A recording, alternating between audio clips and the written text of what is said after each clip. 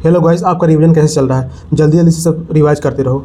आज मैं आपको इस वीडियो में ऑर्गेनिक केमिस्ट्री वन शॉट में करवाने वाला हूं। मैं ऑर्गेनिक केमिस्ट्री के सारे मोस्ट इंपॉर्टेंट चैप्टर का एनसीईआरटी बेस्ड शॉर्ट नोट्स के माध्यम से आपको कम समय में पूरा रिवीजन करवाने वाला हूं। एक बार मैं आपको उन चैप्टर की लिस्ट दिखा देता हूँ कि मतलब कौन कौन से चैप्टर मैं करवाने वाला हूँ। देखो, मैं इस वीडियो में करवाऊँगा IUPAC, isomerism, GOC, hydrocarbon, haloalkanes, haloarenes, Grignard reagent, alcohol, phenol, ether, biomolecule, name reaction. मतलब कि ये जितने भी चैप्टर हैं आपको मैं इस शॉर्ट नोट्स के माध्यम से कम समय में अच्छे से रिवाइज करवा दूंगा और नेम रिएक्शन को आपको याद करवा दूंगा। एकदम ट्रिक के माध्यम से सारी इंपॉर्टेंट नेम रिएक्शन आपको याद करवा दूंगा। तो यार सभी लोग वीडियो को लाइक कर दो और जो लोग नए हैं प्लीज़ चैनल को सब्सक्राइब जरूर कर देना। तो चलो स्टार्ट करते हैं। देखो, चैप्टर स्टार्ट करने से पहले मैं थोड़ा सा आपको बेसिक समझा देता हूँ। देखो, इससे डिग्री ऑफ कार्बन क्या होता है। तो number of carbon atom directly attached with the carbon, मतलब कि जितने नंबर ऑफ कार्बन दूसरे कार्बन से सीधे जुड़े होते हैं वही उस कार्बन की डिग्री होती है। जैसे आपको एग्जांपल से बताता हूँ। जैसे एग्जांपल दिया है, जैसे इस कार्बन की डिग्री क्या होगी। तो मतलब ये कार्बन कितने कार्बन से जुड़ा है, तो एक कार्बन से जुड़ा है तो उसकी डिग्री अब 1 होगी। और ये वाली कार्बन की, ये इससे जुड़ा है, इससे जुड़ा है, ये वाले कार्बन से जुड़ा है तो इसकी डिग्री होगी 3 डिग्री। तो ऐसे ये 1 डिग्री, क्योंकि 1 कार्बन से जुड़ा है, और ये इस कार्बन की डिग्री होगी 4 डिग्री। जैसे एग्जांपल, ये रिंग है, ये इसमें एक ब्रांच लगी है मिथाइल की। तो यहाँ पे ये वाला कार्बन एक कार्बन से जुड़ा तो इसकी डिग्री 1 होगी। और ये वाला कार्बन ये कार्बन से जुड़ा है, ये वाले कार्बन से जुड़ा है, ये वाले मतलब 3 कार्बन से जुड़ा है तो इसकी डिग्री 3 हो जाएगी। बाकी सभी में 2-2 डिग्री होगी क्योंकि ये 2 कार्बन से जुड़ा है बस। अब हम बात करते हैं डिग्री ऑफ एल्कोहल। तो इसका रूल होता है द डिग्री ऑफ कार्बन जहाँ पर OH ग्रुप प्रेजेंट हो वही एल्कोहल की डिग्री होगी। मतलब कि जैसे OH ग्रुप यहाँ प्रेजेंट है तो इस कार्बन से जुड़ा है तो इस कार्बन की जो डिग्री होगी वही एल्कोहल की डिग्री होगी। जैसे मतलब ये कार्बन इस कार्बन से जुड़ा है और इस कार्बन से जुड़ा है, मतलब 2 कार्बन से जुड़ा है तो इस कार्बन की डिग्री हुई 2 डिग्री, तो वही एल्कोहल की डिग्री हो जाएगी। तो मतलब ये सेकेंडरी एल्कोहल है। तो इसे ये वाला एग्जांपल देखो, ये वाला कार्बन देखो, 1 कार्बन, 2 कार्बन, 3 कार्बन से जुड़ा है तो मतलब ये एल्कोहल जो है वो 3 डिग्री एल्कोहल है। अब यहाँ पर देखते हैं, जैसे ये वाला कार्बन इस कार्बन से जुड़ा है और इस कार्बन से जुड़ा है, मतलब सेकेंडरी कार्बन है ये, मतलब 2 डिग्री है तो ये एल्कोहल 2 डिग्री एल्कोहल होगा। अब हम बात करते हैं डिग्री ऑफ एमीन्स की। तो एमीन्स की डिग्री भी इसी तरीके से होगी, जैसे the number of carbon atom जब नाइट्रोजन से डायरेक्ट जुड़े हों। तो मतलब जैसे ये वाला कार्बन कितने डिग्री का है, तो 1 डिग्री का है क्योंकि एक कार्बन से जुड़ा है। तो मतलब ये जो एमीन है मतलब 1 डिग्री एमीन होगा। देखो, ये वाला एमीन जो ग्रुप है ये कितने कार्बन से जुड़ा है, ये एक कार्बन से यहाँ भी जुड़ा है, इधर से एक कार्बन जुड़ा है, मतलब 2 कार्बन से जुड़ा है तो 2 डिग्री हो गई। मतलब कि एमीन ग्रुप जितने कार्बन से जुड़ा होगा डायरेक्ट वही उसकी डिग्री होगी। जैसे ये वाला देखो, एमीन 1 कार्बन, 2 कार्बन, 3 कार्बन से जुड़ा है तो इसकी डिग्री 3 डिग्री होगी। अब हम बात करते हैं डिग्री ऑफ अनसैचुरेशन। इसको हिंदी में बोलते हैं असंतृप्त की डिग्री। मतलब the number of hydrogen molecule required to convert unsaturated to saturated. मतलब कि अनसैचुरेटेड से सैचुरेटेड में कन्वर्ट करने के लिए जितने भी हाइड्रोजन की ज़रूरत पड़ेगी वही उसकी मतलब डिग्री ऑफ अनसैचुरेशन होगी। मतलब अनसैचुरेटेड का मतलब डबल बॉन्ड या ट्रिपल बॉन्ड, और सैचुरेटेड का मतलब सिंगल बॉन्ड में। जैसे यहाँ पे डबल बॉन्ड था तो इसको डबल बॉन्ड से सिंगल बॉन्ड में कन्वर्ट करने के लिए हमको कितना हाइड्रोजन लगा, 1 हाइड्रोजन लगा, 1 H2 लगा। मतलब इसको ब्रेक करने के लिए एक हाइड्रोजन इधर, एक हाइड्रोजन इधर, यहाँ पे जुड़ जाएगा, ये यहाँ पे ये जुड़ जाएगा तो यहाँ पे CH हो जाएगा, CH हो जाएगा। तो मतलब इसकी डिग्री ऑफ अनसैचुरेशन 1 होगी क्योंकि यहाँ पे 1 H2 लगा है। अब इसमें बात करते हैं साइक्लिक टू एसाइक्लिक कंपाउंड। मतलब साइक्लिक कंपाउंड से एसाइक्लिक कंपाउंड में कन्वर्ट करने के लिए जितने हाइड्रोजन की ज़रूरत पड़ेगी वही उसकी डिग्री ऑफ अनसैचुरेशन होगी। तो मतलब जैसे यहाँ पे साइकिल है तो यहाँ पे 1 हाइड्रोजन लगा इसको ब्रेक करने के लिए, तो यहाँ पे मतलब इसकी डिग्री ऑफ अनसैचुरेशन 1 हो जाएगी। मतलब एक साइकिल में 1 डिग्री ऑफ अनसैचुरेशन होगी। अब हम बात करते हैं, अगर फार्मूला दिया है मतलब डिग्री ऑफ अनसैचुरेशन का, तो यहाँ पे इसको फार्मूला होगा C+1 माइनस फिर ब्रैकेट में H + X - N/2 फिर ब्रैकेट हो जाएगा। X जो यहाँ पे हाइड्रोजन है मतलब फ्लोरीन, क्लोरीन, ब्रोमीन, N जो है नाइट्रोजन है, और C जो है वो कार्बन नंबर है। जैसे मैं आपको एग्जांपल से बताता हूँ, जैसे यहाँ पे ग्लूकोज दिया है तो इसका डिग्री ऑफ अनसैचुरेशन निकालने के लिए देखो यहाँ पे 6 कार्बन है तो 6 + 1 लिखा, फिर माइनस है माइनस लिखा, फिर हाइड्रोजन कितना है 12 है 12 लिखा, ना हाइड्रोजन है इसमें ना नाइट्रोजन है इसमें, तो 0 0 लिख दिया, फिर बाई 2 कर दिया, फिर 6 + 1 7, फिर -12 12/2 है, तो इसको मतलब डिवाइड करेंगे तो 6 आ जाएगा, तो 7 - 6 1 आ जाएगा, तो इसकी डिग्री ऑफ कंसंट्रेशन 1 हो जाएगी। अब हम बात करते हैं calculation of sigma and pi bond. देखो अगर सिंगल बॉन्डेड है तो उसमें 1 सिग्मा होता है, अगर डबल बॉन्ड है तो उसमें 1 सिग्मा 1 पाई होता है, अगर ट्रिपल बॉन्ड है तो उसमें 1 सिग्मा 2 पाई होता है। देखो मैं आपको एग्जांपल समझाता हूँ। देखो जैसे एग्जांपल दिया है तो इसको थोड़ा ओपन करके लिख दोगे एग्जाम में, तो थोड़ा आपको काउंट करने में आसानी रहेगी। जैसे CH है तो इसको ओपन करके लिखा H बाउंड लगा के, फिर यहाँ पे C लिखा, फिर C बीच में कोई मतलब हाइड्रोजन नहीं है तो यहाँ पे C सिंगल बॉन्ड C लिखा, फिर ये हाइड्रोजन इससे कनेक्टेड है तो इसको लिखा, फिर डबल बॉन्ड है, फिर CH है, फिर CH3 है, EH मतलब 3 साइड लगा दिया। फिर इसमें काउंट कर लेंगे, एक सिग्मा सिग्मा सिग्मा सिग्मा, फिर ट्रिपल बॉन्ड में 1 सिग्मा 2 पाई, डबल बॉन्ड में सिग्मा 1 पाई, तो टोटल सिग्मा हो जाएगा 10 सिग्मा और पाई होगा 3 पाई। अब हम बात करते हैं हाइब्रिडाइजेशन ऑफ कार्बन की। देखो अगर 4 सिग्मा है तो उसका हाइब्रिडाइजेशन होगा sp3, अगर 3 सिग्मा है तो sp2, अगर 2 सिग्मा है तो sp हो जाएगा। अगर लोन पेयर दिया है तो मतलब जैसे 3 सिग्मा है, एक मतलब एक लोकलाइज्ड लोन पेयर है तो 3 + 1 होगा मिलके 4 हो जाएगा, तो इसका हाइब्रिडाइजेशन sp3 हो जाएगा, 3 1 4 sp3। इस एग्जांपल है hybridisation of carbon in CH3Cl मतलब CH3Cl, तो CH3Cl को ओपन करके लिखेंगे CHH3 हो गया, फिर Cl, फिर 1 2 3 4 सब सिंगल बॉन्ड है तो मतलब 4 सिग्मा मतलब sp3। इससे दूसरा एग्जांपल देखते हैं, hybridisation of carbon in CH3 का होल ट्वाइस CO, तो मतलब CH3 2 बार है, CH3 2 बार है CO में जुड़ा है, तो यहाँ देखो CO है और CO में एक CH3 इधर जुड़ा है, एक CH3 इधर जुड़ा है, CH3, तो यहाँ पे इस कार्बन की जो हाइब्रिडाइजेशन होगा ये मतलब 1 2 3 4 4 सिग्मा sp3। अब इस कार्बन का 1 2 3 सिग्मा, केवल मतलब हाइब्रिडाइजेशन में केवल सिग्मा गिना जाता है, तो 1 2 3 सिग्मा sp2, इसमें 1 2 3 4 4 सिग्मा sp3। स्टार्ट करते हैं चैप्टर IUPAC नेमिंग। देखो IUPAC नेमिंग करने के लिए रूल क्या होता है, इसमें प्रीफिक्स 2 लगाते हैं, फिर प्रीफिक्स 1 लगाते हैं, फिर वर्ड 2 लगाते हैं, फिर सफिक्स 1 लगाते हैं, फिर उसके बाद सफिक्स 2 लगाते हैं। जो प्रीफिक्स होता है वो ब्रांच होता है, और जो प्रीफिक्स 1 होता है वो साइकिल होता है, और वर्ड रूट जो होता है उसमें मेथ एथ प्रूफ यही सब आता है, और सफिक्स 1 में आता है एन इन आइन मतलब जो बॉन्ड होता है, डबल बॉन्ड ट्रिपल बॉन्ड वही सब आता है। सफिक्स 2 में आता है प्रिंसिपल फंक्शनल ग्रुप, ये भी आपको बता दूंगा पूरा लिस्ट। तो हम बात करते हैं प्रायोरिटी की, तो उसमें प्रायोरिटी सबसे पहले रखते हैं प्रिंसिपल फंक्शनल ग्रुप की, फिर मल्टीपल बॉन्ड्स की। अगर मल्टीपल बॉन्ड्स नहीं दिया है तो नंबर ऑफ कार्बन एटम को मतलब प्रायोरिटी देंगे, अगर नंबर ऑफ कार्बन एटम बाद उसके बाद मैक्सिमम नंबर ऑफ सब्स्टिट्यूएंट्स को देंगे, फिर लोवेस्ट लोकेंट को देंगे, फिर अल्फ़ाबेटिकल ऑर्डर देंगे। तो इसी प्रकार से हम प्रायोरिटी डिसाइड करते हैं, फिर उसकी नेमिंग करते हैं। अब हम आपको बताते हैं प्रिंसिपल फंक्शनल ग्रुप। तो जैसे यहाँ पे carboxylic acid, sulphonic acid, anhydride, ester, acid chloride, acid amide, cyanide, isocyanide, aldehyde, ketone, alcohol, thiol, amine. तो मतलब कार्बोक्सिलिक एसिड की जो लिखा जाता है COOH, सल्फोनिक एसिड को लिखा जाता है ESO3H, इसी तरीके से लिखा जाता है। फिर इसका सफिक्स 2 क्या लिखते हैं, अगर देखो किसी कंपाउंड में दिया है मतलब COOH दिया है तो उसका ओइक एसिड लिखा जाता है सफिक्स 2 में। ESO3 दिया है तो सल्फोनिक एसिड, ये मतलब इस तरीके से दिया है RCOOCOR दिया है तो ओइक एनहाइड्राइड इसको लिखते हैं। अगर COOR दिया है OH लिखते हैं, COCl लिखा है तो OL क्लोराइड लिखते हैं, CONH2 लिखा है एमाइड लिखते हैं, C ट्रिपल बॉन्ड N लिखा है तो नाइट्राइल लिखते हैं। अगर नाइट्रोजन पहले आ गया और कार्बन बाद में आ रहा है तो इसको आइसोनाइट्राइल लिखते हैं, इसको उल्टा हो जाता है।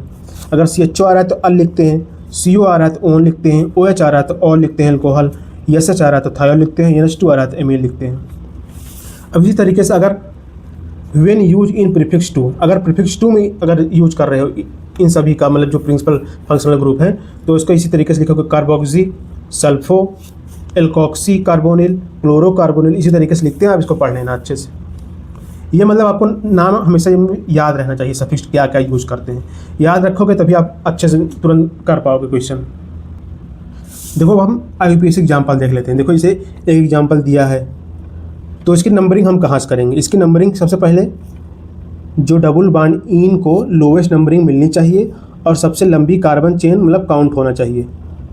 तो मतलब इसका मतलब कंडीशन है कि जो डबल बॉन्ड है अगर किसी कंपाउंड में, किसी चेन में, तो उसको सबसे कम नंबर मिलना चाहिए और आपको लंबी से लंबी आपको कार्बन चेन काउंट करना होता है। तो अगर हम इस रास्ते से जाएंगे तो हमको ये ब्रांच भी मिलेगी और इसको कम नंबर भी मिलेगा। अगर इधर से हम जाएंगे तो ब्रांच देखो दूर पड़ रही है, इसको नंबर ज़्यादा मिलेगा। फिर तो हम इस तरफ से काउंट करते हैं 1 2 3 4 5 6 7 8 9 10।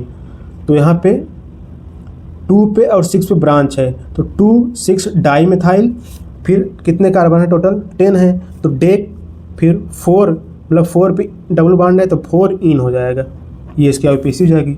अब नेक्स्ट एग्जांपल है, इसे ये दिया है, तो इसकी नंबरिंग हम पहले जो मल्टीपल बॉन्ड रहता है प्रायोरिटी हम उसको देते हैं। तो इसीलिए मैं यहाँ से काउंटिंग किया 1 2 3 4 5, तो 5 पे क्लोरो है, फिर कितने टोटल कार्बन है 5 क्लोरो पेंट, फिर 1 पे आइन है 5 क्लोरो पेंट 1 इन, ये हो गया इसकी IUPAC। अब हम बात करते हैं नेक्स्ट एग्जांपल। देखो यहाँ पे मतलब इसको मतलब फॉलो करते हैं, लॉन्गेस्ट चेन को फॉलो करते हैं और फंक्शनल ग्रुप को कम से कम नंबर मिल सके वही मतलब प्रायोरिटी उसको देते हैं। तो यहाँ पे देखो इधर से काउंट करते हैं तो यहाँ पे फंक्शनल ग्रुप नहीं मिलता हमको, तो इधर से काउंट कर रहे हैं तो यहाँ पे हमको फंक्शनल ग्रुप देखो जुड़ा है इस कार्बन से, तो इधर से काउंट करेंगे 7 तक जाएगा। फिर उसके बाद अल्फ़ाबेटिकल ऑर्डर फॉलो करते हैं। तो पहले 1 पे ब्रोमीन है तो 1 ब्रोमो लिखेंगे, फिर उसके बाद इसको नंबरिंग नहीं देंगे, इसको देंगे पहले, क्योंकि मतलब इसको पहले लिखेंगे क्योंकि ये C से आ रहा है, B के बाद C आता है। तो 1 ब्रोमो 4 क्लोरो, फिर उसके बाद 3 नाइट्रो लिखेंगे, फिर हेप्ट एन लिखेंगे क्योंकि सिंगल बॉन्डेड है पूरा। अब हम बात करते हैं नेक्स्ट एग्जांपल। देखो यहाँ पे एग्जांपल दिया है, यहाँ पे मतलब देखो इसको ध्यान से देखोगे COH लिखा है, फिर ये COH, ये मतलब जो है ये COOH है, मतलब ओइक एसिड है ये। तो मतलब इसको प्रायोरिटी देंगे, इसीलिए मतलब यहाँ से काउंट करते हैं। तो 4 यहाँ जब इसको IUPAC लिखेंगे तो 4 पे ऑक्सो है, फिर टोटल 5 कार्बन है, 4 ऑक्सो पेंट, फिर ओइक एसिड। COOH को कहीं भी रहे इसको हमेशा एक नंबर 1 से काउंट देते हैं इसको। अब हम बात करते हैं IUPAC naming for cyclo compound. तो साइक्लो कंपाउंड के लिए रूल होता है, पहले प्रीफिक्स 2 लगाते हैं, फिर साइक्लो लिखते हैं, फिर वर्ड डूड लिखते हैं, फिर सफिक्स 1 लिखते हैं, फिर सफिक्स 2 लिखते हैं। अब प्रायोरिटी इसमें हम देते हैं, पहले प्रिंसिपल फंक्शनल ग्रुप को देते हैं, फिर मल्टीपल बॉन्ड्स को देते हैं, फिर उसके बाद नंबर ऑफ कार्बन एटम को देते हैं। अगर नंबर ऑफ कार्बन एटम अगर सेम हो जाए तो मतलब प्रायोरिटी देते हैं रिंग को, फिर उसके बाद चेन को देते हैं। देखो यहाँ पे लिखे हम, अगर carbon containing functional group ring से डायरेक्ट जुड़ा होगा तब उसको रिंग का पार्ट मान लेते हैं। मतलब अगर कार्बन कंटेनिंग जो फंक्शनल ग्रुप अगर रिंग से डायरेक्ट जुड़ा है, देखो यहाँ पे अगर डायरेक्ट जुड़ा है तो उसको रिंग का पार्ट मान लेंगे, मतलब ये जो COOH हो गया या ये मतलब रिंग का पार्ट हो गया है, और रिंग की नंबरिंग करेंगे और स्पेशल सफिक्स 2 लिखेंगे, तो मतलब फिर रिंग की नंबरिंग करेंगे। देखो यहाँ पे जैसे प्रोपेन 1 पे कार्बोक्सिलिक एसिड है, इस तरीके से लिखेंगे। देखो यहाँ पे मतलब इसे ये कार्बन कंटेनिंग ये फंक्शनल ग्रुप था तो ये डायरेक्ट जुड़ा था, इसीलिए मतलब रिंग का पार्ट मान लेते हैं इसको और रिंग की नंबरिंग करते हैं।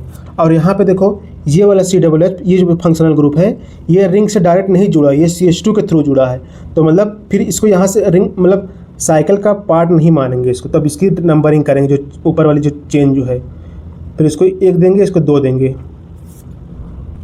अब हम बात करते हैं नेक्स्ट एग्जाम्पल की। देखो जैसे यहाँ पे एक रिंग दिया है तो यहाँ पे हम नंबरिंग करेंगे, पहले डबल बॉन्ड की प्रायोरिटी देते हैं। अगर डबल बॉन्ड के पास कोई मतलब ग्रुप जुड़ा है तो पहले प्रायोरिटी उसको देते हैं, तो फिर डबल बॉन्ड को काउंट करके फिर उसको टच करके निकलना नहीं है, फिर डबल बॉन्ड को अगर एक नंबरिंग दे दिए फिर उसको अंदर लेना है, फिर दूसरा नंबर डबल बॉन्ड का दूसरे कार्बन को देना है।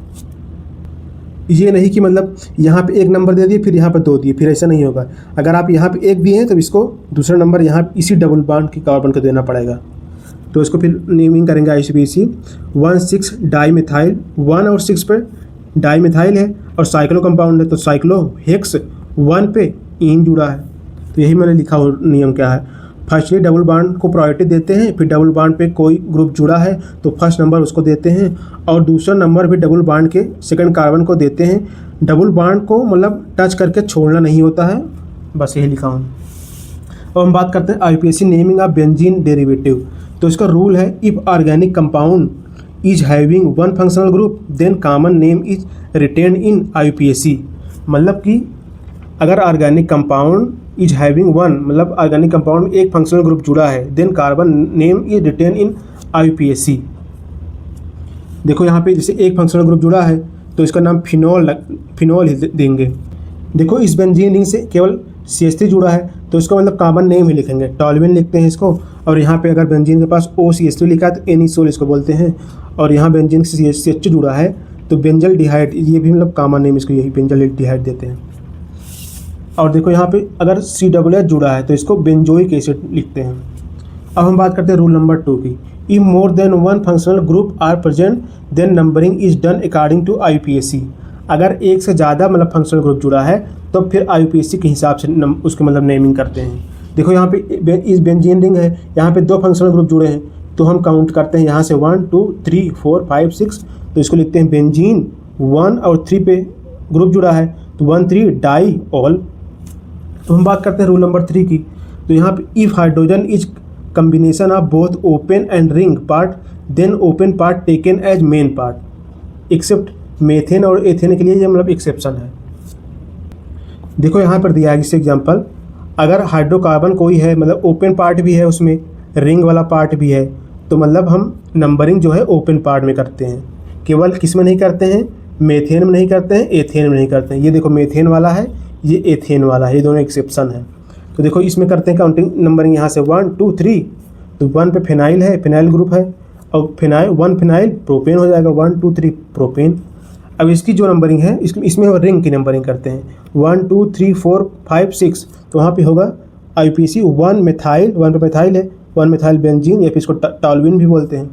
अब इसकी नंबरिंग करते हैं 1 2 3 4 5 6, 1 पे एथाइल है बेंजीन 1 एथाइल बेंजीन। अब हम कुछ कॉमन नेम देख लेते हैं जो मतलब डायरेक्ट क्वेश्चन आ जाते हैं। जैसे नेम है एन जो लिखते हैं नॉर्मल, वो जैसे सिंपल अगर रिंग बनी है CH3 CH2 ऐसे रिंग है तो इसको N प्रोपिल पढ़ते हैं। अगर आइसो किसको बोलते हैं, अगर CH3 CH से मतलब एक CH से 2 CH3 जुड़ा है और एक अदर ग्रुप जुड़ा है तो इसको आइसो प्रोपिल बोलते हैं। आइसो इसको पढ़ते हैं, इस वर्ड को आइसो। अब नियो किसको बोलते हैं, अगर एक कार्बन से यहाँ पे मतलब CH3 जुड़ा है और एक यहाँ CH2 ग्रुप या यहाँ पे ग्रुप जुड़ा हो तो इसको नियो पढ़ते हैं, नियो पेंटिल 1 2 3 4 5, इसलिए पेंटिल पढ़ते हैं। अब एलाइल किसको बोलते हैं, एलाइल इसको बोलते हैं CH2 double bond CH single bond CH2, ये मतलब ग्रुप जुड़ा हो कहीं पे तो इसको एलाइल पढ़ते हैं। विनाइल किसको बोलते हैं, यहाँ पे CH2 डबल बॉन्ड CH फिर सिंगल बॉन्ड कोई ग्रुप जुड़ा हो जिसमें तो इसको बोलते हैं विनाइल ग्रुप। अब बेंजिल किसको बोलते हैं, ये देखो ये जो होता है ये बेंजीन होता है, यहाँ CH2 अगर जुड़ा है तो यहाँ पे इसको बेंजिल पढ़ते हैं, बेंजिल। अब देखो यहाँ पे आर्थो किसको बोलते हैं, देखो अगर बेंजीन ग्रुप जुड़ा है, कोई यहाँ पे ग्रुप जुड़ा है तो ये जो पोजीशन होती है ये आर्थो होती है इधर वाला और सेम इधर वाला इधर, इसको आर्थो बोलते हैं। अब मेटा किसको बोलते हैं, यहाँ पे आर्थो के बाद मेटा आता है, दोनों तरफ मेटा हो जाएगा। पैरा जो होता है जस्ट अपोजिट जो होता है इसके, ये वाला ग्रुप, ये वाला पोजीशन पैरा होता है। अब हम बात करते हैं नेक्स्ट चैप्टर आइसोमेरिज्म या समवायिकता। इसकी डिफिनीशन है compound having same molecular formula but different physical and chemical properties. मतलब उसकी मॉलिक्यूलर फार्मूला सेम होगी, केवल इसकी फिजिकल और केमिकल प्रॉपर्टीज डिफरेंट होगी। तो हम बात करते हैं टाइप्स ऑफ आइसोमेरिज्म की। तो आइसोमेरिज्म के टाइप में होता है एक स्ट्रक्चरल आइसोमेरिज्म होता है, एक स्टीरियो आइसोमेरिज्म होता है। स्ट्रक्चरल को हिंदी में बोलते हैं संरचनात्मक, इसको बोलते हैं स्थानिक समवायिकता। तो स्ट्रक्चरल में होते हैं chain isomerism, position isomerism, metamerism, functional isomerism, ring chain और टाटोमेरिज्म। और स्टीरियो आइसोमेरिज्म में आते हैं ज्योमेट्रिकल आइसोमेरिज्म, ऑप्टिकल आइसोमेरिज्म। अब हम बात करते हैं स्ट्रक्चरल आइसोमेरिज्म, मतलब इसमें आते हैं चेन आइसोमेरिज्म की बात करते हैं। तो चेन आइसोमेरिज्म का मतलब होता है same molecular formula but different parent chain.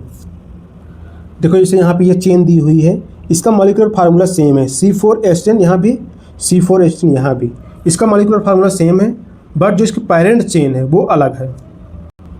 देखो यहाँ पे सिंपल चेन थी, अब यहाँ पे एक ब्रांच बन गई है, मतलब चेन जुड़ गई है, तो इसीलिए इसको ये दोनों हैं चेन आइसोमेरिज्म आपस में। अब हम बात करते हैं पोजीशन आइसोमेरिज्म। इसमें जो मॉलिक्यूलर फार्मूला सेम रहेगा और डिफरेंट पोजीशन ऑफ ब्रांच, तो तो मतलब कि जो ब्रांच की पोजीशन होगी वो डिफरेंट हो जाएगी। देखो यहाँ पे एक सिंपल चेन थी, यहाँ पे OH जुड़ा था, फिर यहाँ पे ये जो OH है ये दूसरे नंबर के कार्बन पे जुड़ गई है, तो मतलब ये OH ग्रुप अपना मतलब पोजीशन चेंज कर ली है यहाँ पे, तो इसीलिए ये दोनों हो गए पोजीशन आइसोमेरिज्म। अब हम बात करते हैं मेटामॉर्फिज्म। ये जो होता है मॉलिक्यूलर फार्मूला इसमें सेम होता है, but difference in arrangement of atoms और groups from either side of bridging functional group.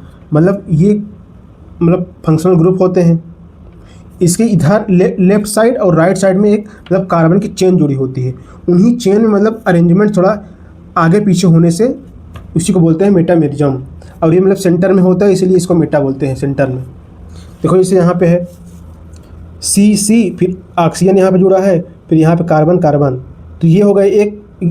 फिर दूसरा दो है, इससे एग्जांपल है C, ये जो ऑक्सीजन है ये इस तरफ शिफ्ट हो गया, तो मतलब इधर फिर 3 कार्बन हो गया, इधर 1 कार्बन हो गया, यहाँ पहले 2 कार्बन था, तो इसीलिए इसको बोलते हैं मेटामॉर्फिज्म। ये दोनों मेटामेरिज्म है आपस में। अब हम बात करते हैं फोर्थ फंक्शनल आइसोमेरिज्म।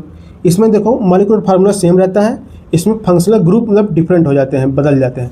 जिससे एल्कोहल रहता है वो ईथर में कन्वर्ट हो सकता है, एल्डिहाइड कीटोन में 1 डिग्री 2 डिग्री 3 डिग्री जो एमाइंस कन्वर्ट हो जाते हैं वो भी फंक्शनल ग्रुप होते हैं। ये डाई से आइन में मतलब डबल बॉन्ड से ट्रिपल बॉन्ड में अगर कन्वर्ट हो रहा है तो वो भी फंक्शनल ग्रुप का काम करता है। आरसीएन से आरएनसी हो जा रहा है वो भी फंक्शनल ग्रुप का काम करता है। तो देखो इसको एग्जांपल दिया है, यहाँ पे डबल बॉन्ड था, एक चेन थी, यहाँ पे OH ग्रुप जुड़ा था, तो यहाँ पे जो OH है वो मतलब एल्कोहल से कीटो ग्रुप में कन्वर्ट हो गया है। कार्बन कितने हैं यहाँ पे 1 2 3 1 2 3, मतलब मॉलिक्यूलर फार्मूला सेम है लेकिन जो फंक्शनल ग्रुप है वो डिफरेंट हो गया है, एल्कोहल से कीटो ग्रुप आ गया है, मतलब ये दोनों फंक्शनल आइसोमेरिज्म है। अब हम बात करते हैं रिंग चेन आइसोमेरिज्म। इसमें भी मॉलिक्यूलर फार्मूला सेम रहेगा, पहले रिंग रहती है फिर सेकंड में चेन आ जाती है, तो इसीलिए बोलते हैं रिंग चेन आइसोमेरिज्म। देखो यहाँ पे 3 कार्बन की चेन रिंग थी, तो यहाँ पे 3 कार्बन की चेन हो गई, ये रिंग ब्रेक हो गई, 1 2 3 1 2 3 दोनों 3 कार्बन के थे, तो यहाँ पे रिंग चेन आइसोमेरिज्म इसको बोलेंगे। अब हम बात करते हैं टाटोमेरिज्म। ये जो होता है इसको बोलते हैं कीटो इनोल सिस्टम भी बोलते हैं इसको। इसमें क्या होता है, इंट्रामॉलिक्यूलर प्रोटॉन जो होता है उसका ट्रांसफ़र होता है। देखो यहाँ पे दिया है CH2 CO दिया है, तो यहाँ पे ये हाइड्रोजन का मतलब इस CH3 का हाइड्रोजन यहाँ पे ट्रांसफ़र होगा और ये बॉन्ड इसमें यहाँ पे ट्रांसफ़र हो जाएगा, तो यहाँ पे CH3CH यहाँ पे ट्रांसफ़र हुआ, OH हो गया, और यहाँ का डबल बॉन्ड यहाँ पे आ गया है तो यहाँ पे डबल बॉन्ड हो गया। तो मतलब पहले कीटो था, कीटो से जब मतलब प्रोटॉन का ट्रांसफ़र होने से ये इनोल में कन्वर्ट हो गया, तो मतलब ये हो गया टाटोमेरिज्म। हम बात करते हैं जैसे कंडीशन फॉर टाटोमेरिज्म की, तो अल्फा कार्बन sp3 हाइब्रिडाइजेशन होना चाहिए।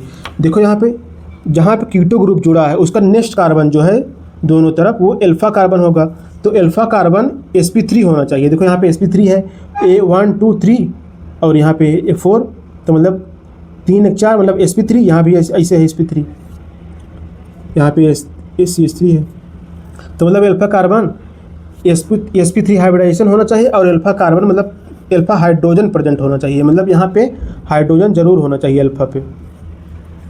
अब हम बात करते हैं स्टीरियो आइसोमेरिज्म।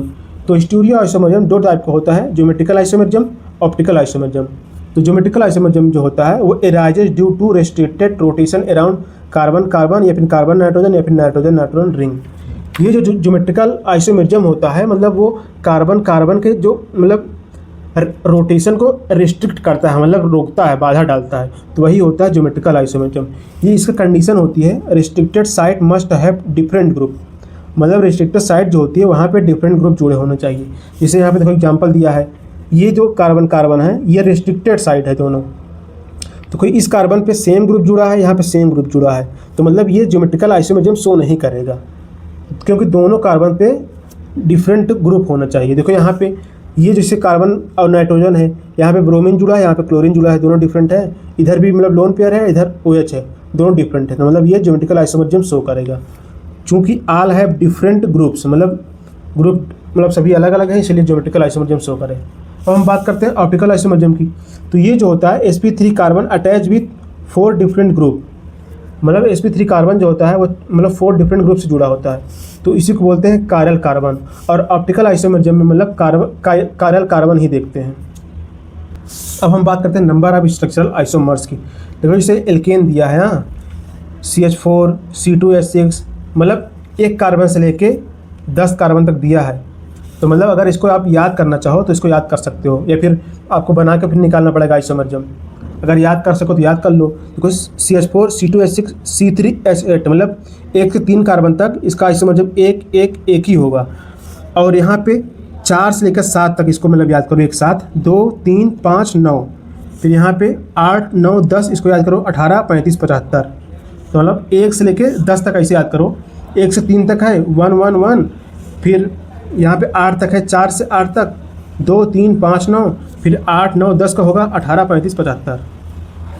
अब हम बात करते हैं नेक्स्ट चैप्टर GOC मतलब जनरल ऑर्गेनिक केमिस्ट्री। देखो GOC का बेसिक होता है मतलब इसमें हाई इलेक्ट्रॉन डेंसिटी जो होता है वो डोनेट करता है लो इलेक्ट्रॉन डेंसिटी को। देखो जैसे यहाँ पे है A नेगेटिव है, तो ये मतलब नेगेटिव मतलब लोन पेयर होता है, तो ये इलेक्ट्रॉन डोनेट करता है अपने वैकेंट ऑर्बिटल को। अब हम बात करते हैं इलेक्ट्रॉनिक डिस्प्लेसमेंट इफेक्ट। तो इसमें होता है एक परमानेंट इफेक्ट होता है, एक टेम्परेरी इफेक्ट होता है। परमानेंट इफेक्ट में आते हैं inductive effect, hyper conjugation, mesomeric effect, और टेम्परेरी इफेक्ट में आता है इलेक्ट्रोमेरिक इफेक्ट। तो अब हम बात करते हैं इंडक्टिव इफेक्ट। तो इंडक्टिव इफेक्ट होता क्या है? ये होता है ऑपरेट टू सिग्मा बॉन्ड मतलब सिग्मा बॉन्ड में होता है, पार्शियल चार्ज डेवलपमेंट होता है, और डिस्टेंस डिपेंडेंट होता है, can be neglected after third carbon atom मतलब 3 कार्बन के बाद आप इसको नेग्लेक्ट कर सकते हैं क्योंकि थोड़ा डिस्टेंस ज़्यादा हो जाता है तो इसका इफेक्ट कम हो जाता है इसीलिए। देखो हम एग्जांपल की बात करते हैं। देखो जैसे CH3 था, तो यहाँ पे मतलब डायपोल मोमेंट यहाँ पे इसकी 0 है, तो म्यू इक्वल टू 0 लिखा मतलब नॉन पोलर बॉन्ड है। तो अगर हम यहाँ पे Cl लगा दें यहाँ पे CH3 के पास, तो यहाँ पे जो होता है इसकी मतलब पोलरिटी आ जाती है। पोलरिटी मतलब ये क्लोरीन के कारण यहाँ पे पोलरिटी आ जाती है। देखो मतलब polarity develop due to chlorine, तो यहाँ पे पोलरिटी आ गई। तो यहाँ पे मतलब ये नेगेटिव मतलब एटम है, तो यहाँ से इस कार्बन से इलेक्ट्रॉन को अपनी तरफ खींचता है, तो ये मतलब इसको इलेक्ट्रॉन दे देता है। फिर ये वाला कार्बन एटम इसमें इलेक्ट्रॉन कमी होने लगती है, तब ये इससे इलेक्ट्रॉन मांगता है, तब ये इससे इलेक्ट्रॉन मांगता है।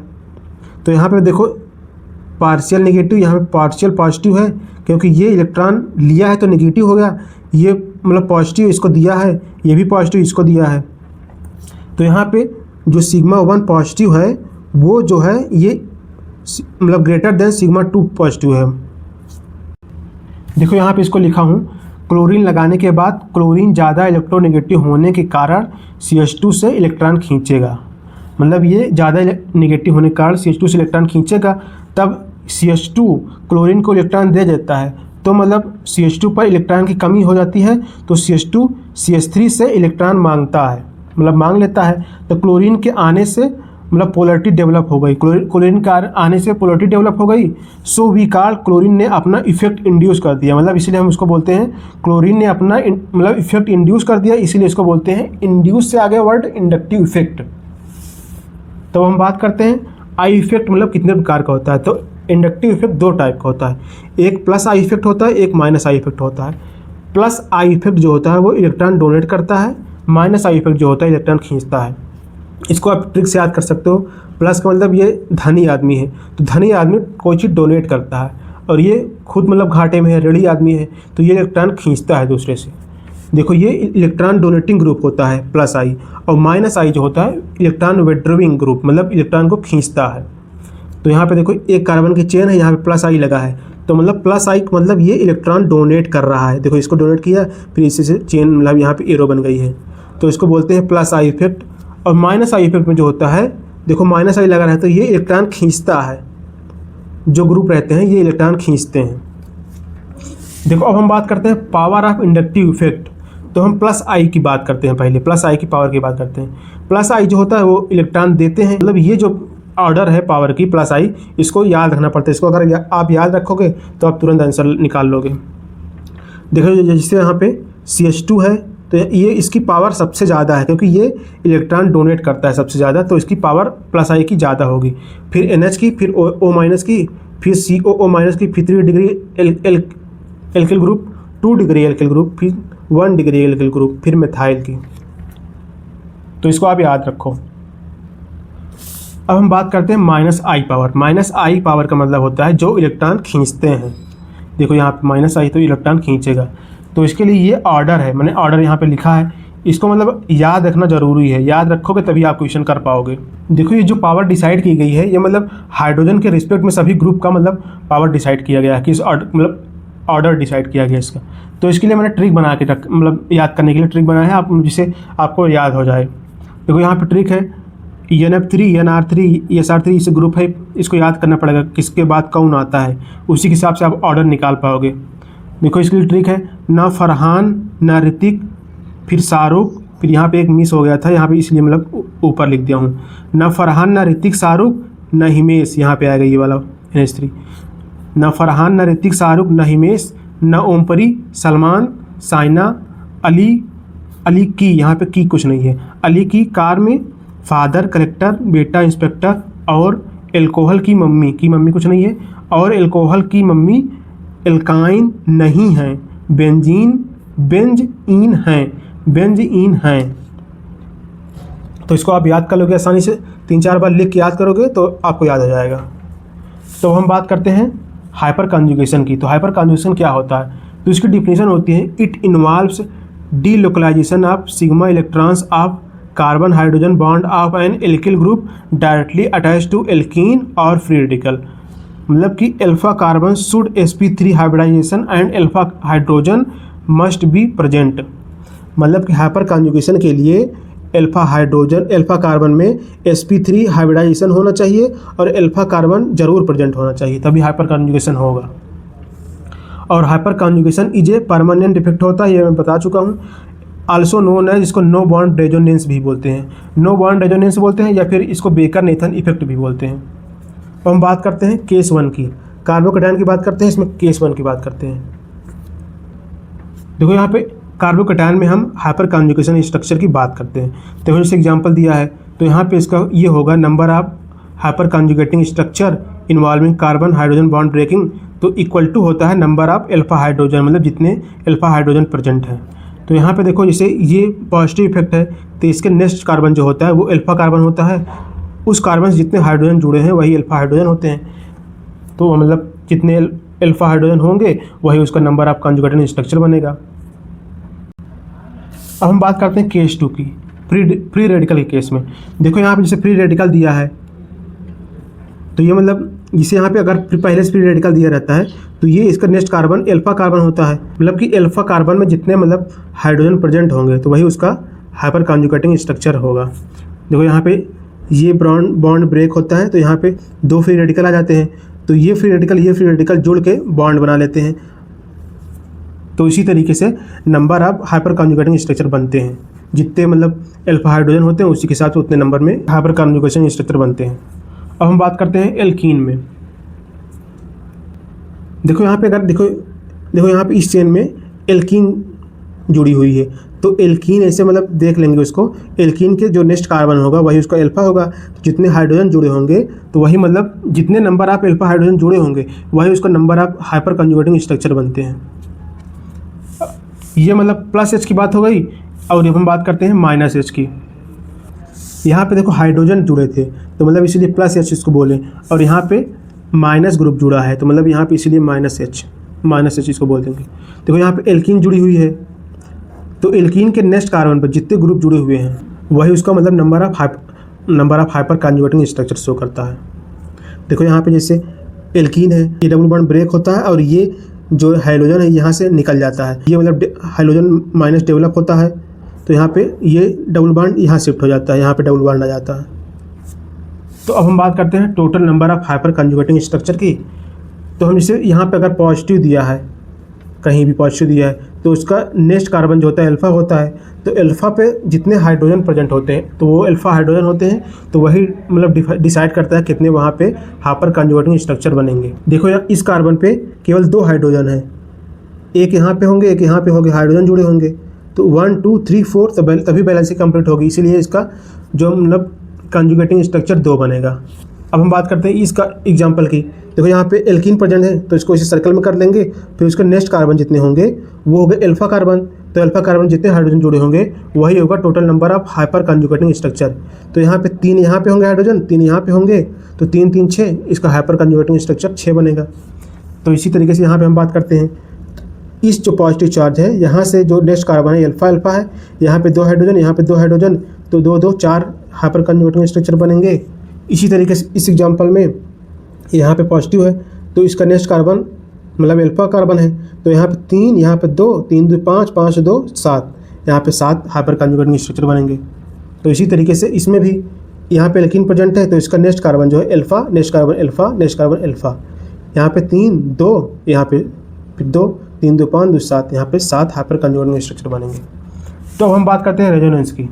तो इसका डेफिनेशन है डीलोकलाइजेशन ऑफ, यहाँ पे पाई इलेक्ट्रॉन का डीलोकलाइजेशन होता है इन कॉन्जुगेटेड सिस्टम, या ये जो होता है परमानेंट इफेक्ट होता है इसमें, operate to pi bond, distance पर डिपेंड नहीं करता है, एक्चुअल चार्ज डेवलपमेंट होता है इसमें। अब हम बात करते हैं मेसोमेरिक इफेक्ट की। तो मेसोमेरिक इफेक्ट में एक होता है प्लस एम इफेक्ट या फिर प्लस आर इफेक्ट, एक होता है माइनस आर इफेक्ट या फिर माइनस एम इफेक्ट। तो प्लस एम इफेक्ट जो होता है, इफ़ एन एटम और group donate P orbital electrons to double bond benzene, तो होता है प्लस एम इफेक्ट। इसमें जो होता है इफ़ एन एटम और group withdraw P orbital electron, मतलब पी ऑर्बिटल इलेक्ट्रॉन से इलेक्ट्रॉन खींचता है तो उसको मतलब फ्रॉम डबल बॉन्ड और बेंजीन रिंग्स, तो उसको बोलते हैं माइनस एम इफेक्ट।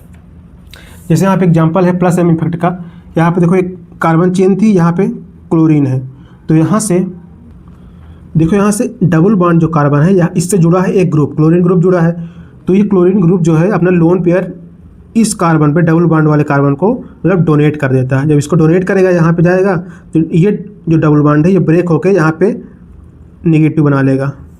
तो मतलब कि जो एल्कीन और बेंजीन से जुड़ा हुआ फर्स्ट एटम के पास लोन पेयर इलेक्ट्रॉन्स हो तो वो प्लस एम इफेक्ट शो करता है। देखो अगर कंपाउंड मतलब बेंजीन दिया है या फिर एल्कीन दिया है, अगर उसको जो उसी कार्बन पे अगर कोई ग्रुप जुड़ा हुआ है जिस पे लोन पेयर है तो मतलब वो प्लस एम इफेक्ट शो करेगा, क्योंकि प्लस इफेक्ट में जो होता है वो डोनेट करता है, जो एटम होता है उसमें मतलब ग्रुप डोनेट करता है इलेक्ट्रॉन को। अब हम बात करते हैं माइनस एम इफेक्ट की। तो माइनस एम इफेक्ट जो होता है इसमें मतलब इलेक्ट्रॉन विड्रॉ करता है, मतलब खींचता है डबल बॉन्ड या फिर बेंजीन रिंग से। देखो यहाँ पे दिया है डबल बॉन्ड से, इसमें मतलब इलेक्ट्रॉन खींचता है जो ग्रुप जुड़ा होता है। देखो ये इस इलेक्ट्रॉन खींचा, फिर ये डबल बॉन्ड ब्रेक हुआ, फिर इसका इलेक्ट्रॉन इधर आया, तो यहाँ पे ये पॉजिटिव यहाँ पे साइन आ गया, और यहाँ पे ये जो डबल बॉन्ड यहाँ पे शिफ्ट हुआ और यहाँ वाला इधर शिफ्ट हो गया, तो यहाँ पे डबल बॉन्ड यहाँ पे माइनस में हो गया। देखो जहाँ पे ये एटम जो जुड़ा हुआ है अगर यहाँ पे पाई बॉन्ड होगा तो ये मतलब माइनस एम इफेक्ट शो करेगा, क्योंकि वो इलेक्ट्रॉन को खींच लेता है। तो फर्स्ट एटम के पास अगर पाई बॉन्ड होगा तो माइनस एम इफेक्ट शो करेगा। अब हम बात करते हैं एग्जाम्पल की, find plus M group and minus M group. देखो इस एग्जाम्पल दिया है तो यहाँ पे अगर लोन पेयर प्रेजेंट है तो plus M effect, lone pair है तो plus M effect, lone pair है तो प्लस एम इफेक्ट। अगर यहाँ पे नेगेटिव है, नेगेटिव का मतलब होता है लोन पेयर ही होता है, तो यहाँ पे भी प्लस एम इफेक्ट होगा। देखो यहाँ पे प्लस दिया है और प्लस पे यहाँ पे मतलब पहले एटम पे डबल बॉन्ड है, मतलब पाई बॉन्ड है, यहाँ पे देखो यहाँ भी पाई बॉन्ड है, तो ये माइनस इफेक्ट शो करेगा, माइनस इफेक्ट शो करेगा। माइनस इफेक्ट जो होता है वो इलेक्ट्रॉन को खींच लेता है, और ये जो प्लस इफेक्ट जो होता है यहाँ पे लोन पेयर होता है, तो ये मतलब डोनेट करता है अपने electron. I have lone pair, इसमें पाई बॉन्ड है। अब हम बात करते हैं इफेक्ट की। इन जनरल जो इफेक्ट होता है इसकी प्रायोरिटी होती है MHI, इसको याद कर सकते हो माही से। तो जो मेसोमेरिक इफेक्ट होता है इसकी प्रायोरिटी ज़्यादा होती है, और हाइपर कॉन्जुगेशन की उससे फिर कम होती है, और इससे कम होती है इंडक्टिव इफेक्ट। अब हम बात करते हैं एसिडिक स्ट्रेंथ की। तो एसिड जो होता है वो मतलब H+ देता है। तो देखो यहाँ पे जैसे ये कंपाउंड दिया हुआ है, फिर यहाँ पे H+ देखो डोनेट कर दिया, और जब ये जो बचा हुआ कंपाउंड है ये अगर जितना ज़्यादा ये स्टेबल बनेगा, मतलब ये जो कंपाउंड है उतना ज़्यादा अच्छा एसिड होगा। मतलब कि नेगेटिव चार्ज को स्टेबल बनाना रहता है। ये जो नेगेटिव चार्ज है जितना स्टेबल बना लोगे उतना ये अच्छा एसिड होगा। अगर नेगेटिव चार्ज को स्टेबल बनाना रहता है, अगर उस कंपाउंड में इलेक्ट्रॉन विड्रॉइंग लगा देंगे तो वो ज़्यादा स्टेबल हो जाता है, क्योंकि electron withdrawing group negative charge में से इलेक्ट्रॉन लेकर उसे लेस नेगेटिव बना जाता है। लेस नेगेटिव होगा तो मतलब मोर स्टेबल होगा, और मोर स्टेबल मतलब मोर एसिडिक हो जाएगा।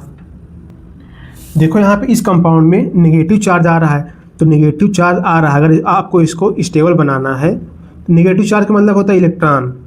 अगर आपको इसको स्टेबल बनाना है तो यहाँ पे ऐसा ग्रुप जोड़ दो, यहाँ पे इस जगह यहाँ पे ऐसा ग्रुप जोड़ दो कि इलेक्ट्रॉन खींचने वाला ग्रुप हो, इलेक्ट्रॉन विड्रॉइंग वाला ग्रुप हो। जब इलेक्ट्रॉन इधर से खींच लेगा तो यहाँ पे जो इसका नेगेटिव चार्ज है कम हो जाएगा। मतलब जिससे जो स्टेबिलिटी की बात आती है, अगर नेगेटिव चार्ज दिया है या फिर कहीं पे पॉजिटिव चार्ज दिया है, अगर स्टेबिलिटी की बात आती है तो उसका चार्ज जितना आप कम कर सको, तो मतलब वही जितना आप चार्ज को मतलब कम कर दोगे तो वो ज़्यादा स्टेबल हो जाएगा। अगर ज़्यादा स्टेबल हो जाएगा वो चीज़ ज़्यादा एसिडिक हो जाएगी और फिर बेसिक केस में ज़्यादा बेसिक हो जाएगी। तो इसी तरीके से मैंने इस जगह इलेक्ट्रॉन विड्रॉइंग ग्रुप जोड़ दिया। देखो यहाँ पे, तो यहाँ पे इलेक्ट्रॉन खींचने वाला ग्रुप जोड़ दिया। तो इलेक्ट्रॉन जब खींचने वाला ग्रुप जोड़ दिया, जब ये ब्रेक डाउन होगा तो यहाँ पे O नेगेटिव बनेगा जब, तो ये इलेक्ट्रॉन विड्रॉइंग ग्रुप जो है यहाँ से इलेक्ट्रॉन खींचेगा। जब इलेक्ट्रॉन खींचेगा तो इसकी नेगेटिविटी घट जाएगी। जब इसकी नेगेटिविटी घटेगी मतलब इसका चार्ज घटेगा तो ये ज़्यादा स्टेबल हो जाएगा। तो ज़्यादा स्टेबल हो जाएगा तो इसका मतलब ये अच्छा एसिड बन जाएगा। मतलब कि इलेक्ट्रॉन विड्रॉइंग ग्रुप मतलब -I या फिर -H या फिर -M, ये सब इलेक्ट्रॉन विड्रॉइंग ग्रुप है, तो मतलब ज़्यादा एसिडिक बनते हैं। मतलब कि एसिडिक स्ट्रेंथ जो होता है वो -I, -H, -M के डायरेक्टली प्रोपोर्शनल होता है, क्योंकि ये सारे ग्रुप जो हैं वो इलेक्ट्रॉन को खींचते हैं और जो नेगेटिव चार्ज रहता है उसकी मतलब नेगेटिविटी या फिर उसका चार्ज कम कर देता है। तो कम कर देता है तो ज़्यादा स्टेबल हो जाता है प्रोडक्ट, तो ज़्यादा स्टेबल हो जाता है तो ये रिएक्टेंट वाला अच्छा एसिड बन जाता है। इसीलिए एसिडिक स्ट्रेंथ मतलब -I के प्रोपोर्शनल है, -H का प्रोपोर्शनल है, -M का प्रोपोर्शनल है। और फिर इसका अपोजिट कर सकते हो, एसिडिक स्ट्रेंथ जो होती है वो 1/, इन्वर्सली प्रोपोर्शनल होती है +I +H +M के। अब इसमें देखो मेरा ट्रिक जो है, इसमें H+ निकालने के बाद यहाँ पे देखो H+ निकाला मैंने, यहाँ पे H+ निकाला, तो H+ निकालने के बाद जो नेगेटिव प्रोडक्ट होता है उस नेगेटिव चार्ज को जो ग्रुप ज़्यादा नेगेटिव इफेक्ट को कम करेगा वही ज़्यादा एसिडिक बनाएगा, क्योंकि चार्ज कम होने से स्टेबिलिटी आती है और स्टेबिलिटी आने से ज़्यादा एसिडिक हो जाएगा। मतलब ये मतलब लिख दिया हूँ आपको सिंपल भाषा में जिससे आपको समझ में आ जाए। अब हम बात करते हैं acidic strength in different family. देखो एक एसिडिक स्ट्रेंथ का एक ऑर्डर लिखा है, इसको आप याद रखना, तभी आप सवाल मतलब सॉल्व कर पाओगे। देखो जैसे सल्फोनिक एसिड है, ये सबसे ज़्यादा एसिडिक होता है। फिर उससे कम जो पिक्रिक एसिड है, देखो यहाँ पे स्ट्रक्चर भी बनाया है इसका। स्क्वायरिक एसिड है, फिर डाइनाइट्रोफिनॉल है, फिर कार्बोक्सिलिक एसिड है, फिर कार्बोनिक एसिड, फिर मोनोनाइट्रोफिनॉल, पैरा आर्थो मेटा, फिर फिनॉल, फिर अमोनियम, फिर मिथनॉल, फिर वाटर, फिर ROH, फिर एल्काइन, फिर अमोनिया, फिर एल्कीन्स। एल्काइंस के बाद एल्कीन नहीं आता, इसका पहले अमोनिया आता है, फिर एल्कीन्स आता है, फिर एल्केन आता है। अब हम बात करते हैं बेसिक स्ट्रेंथ की।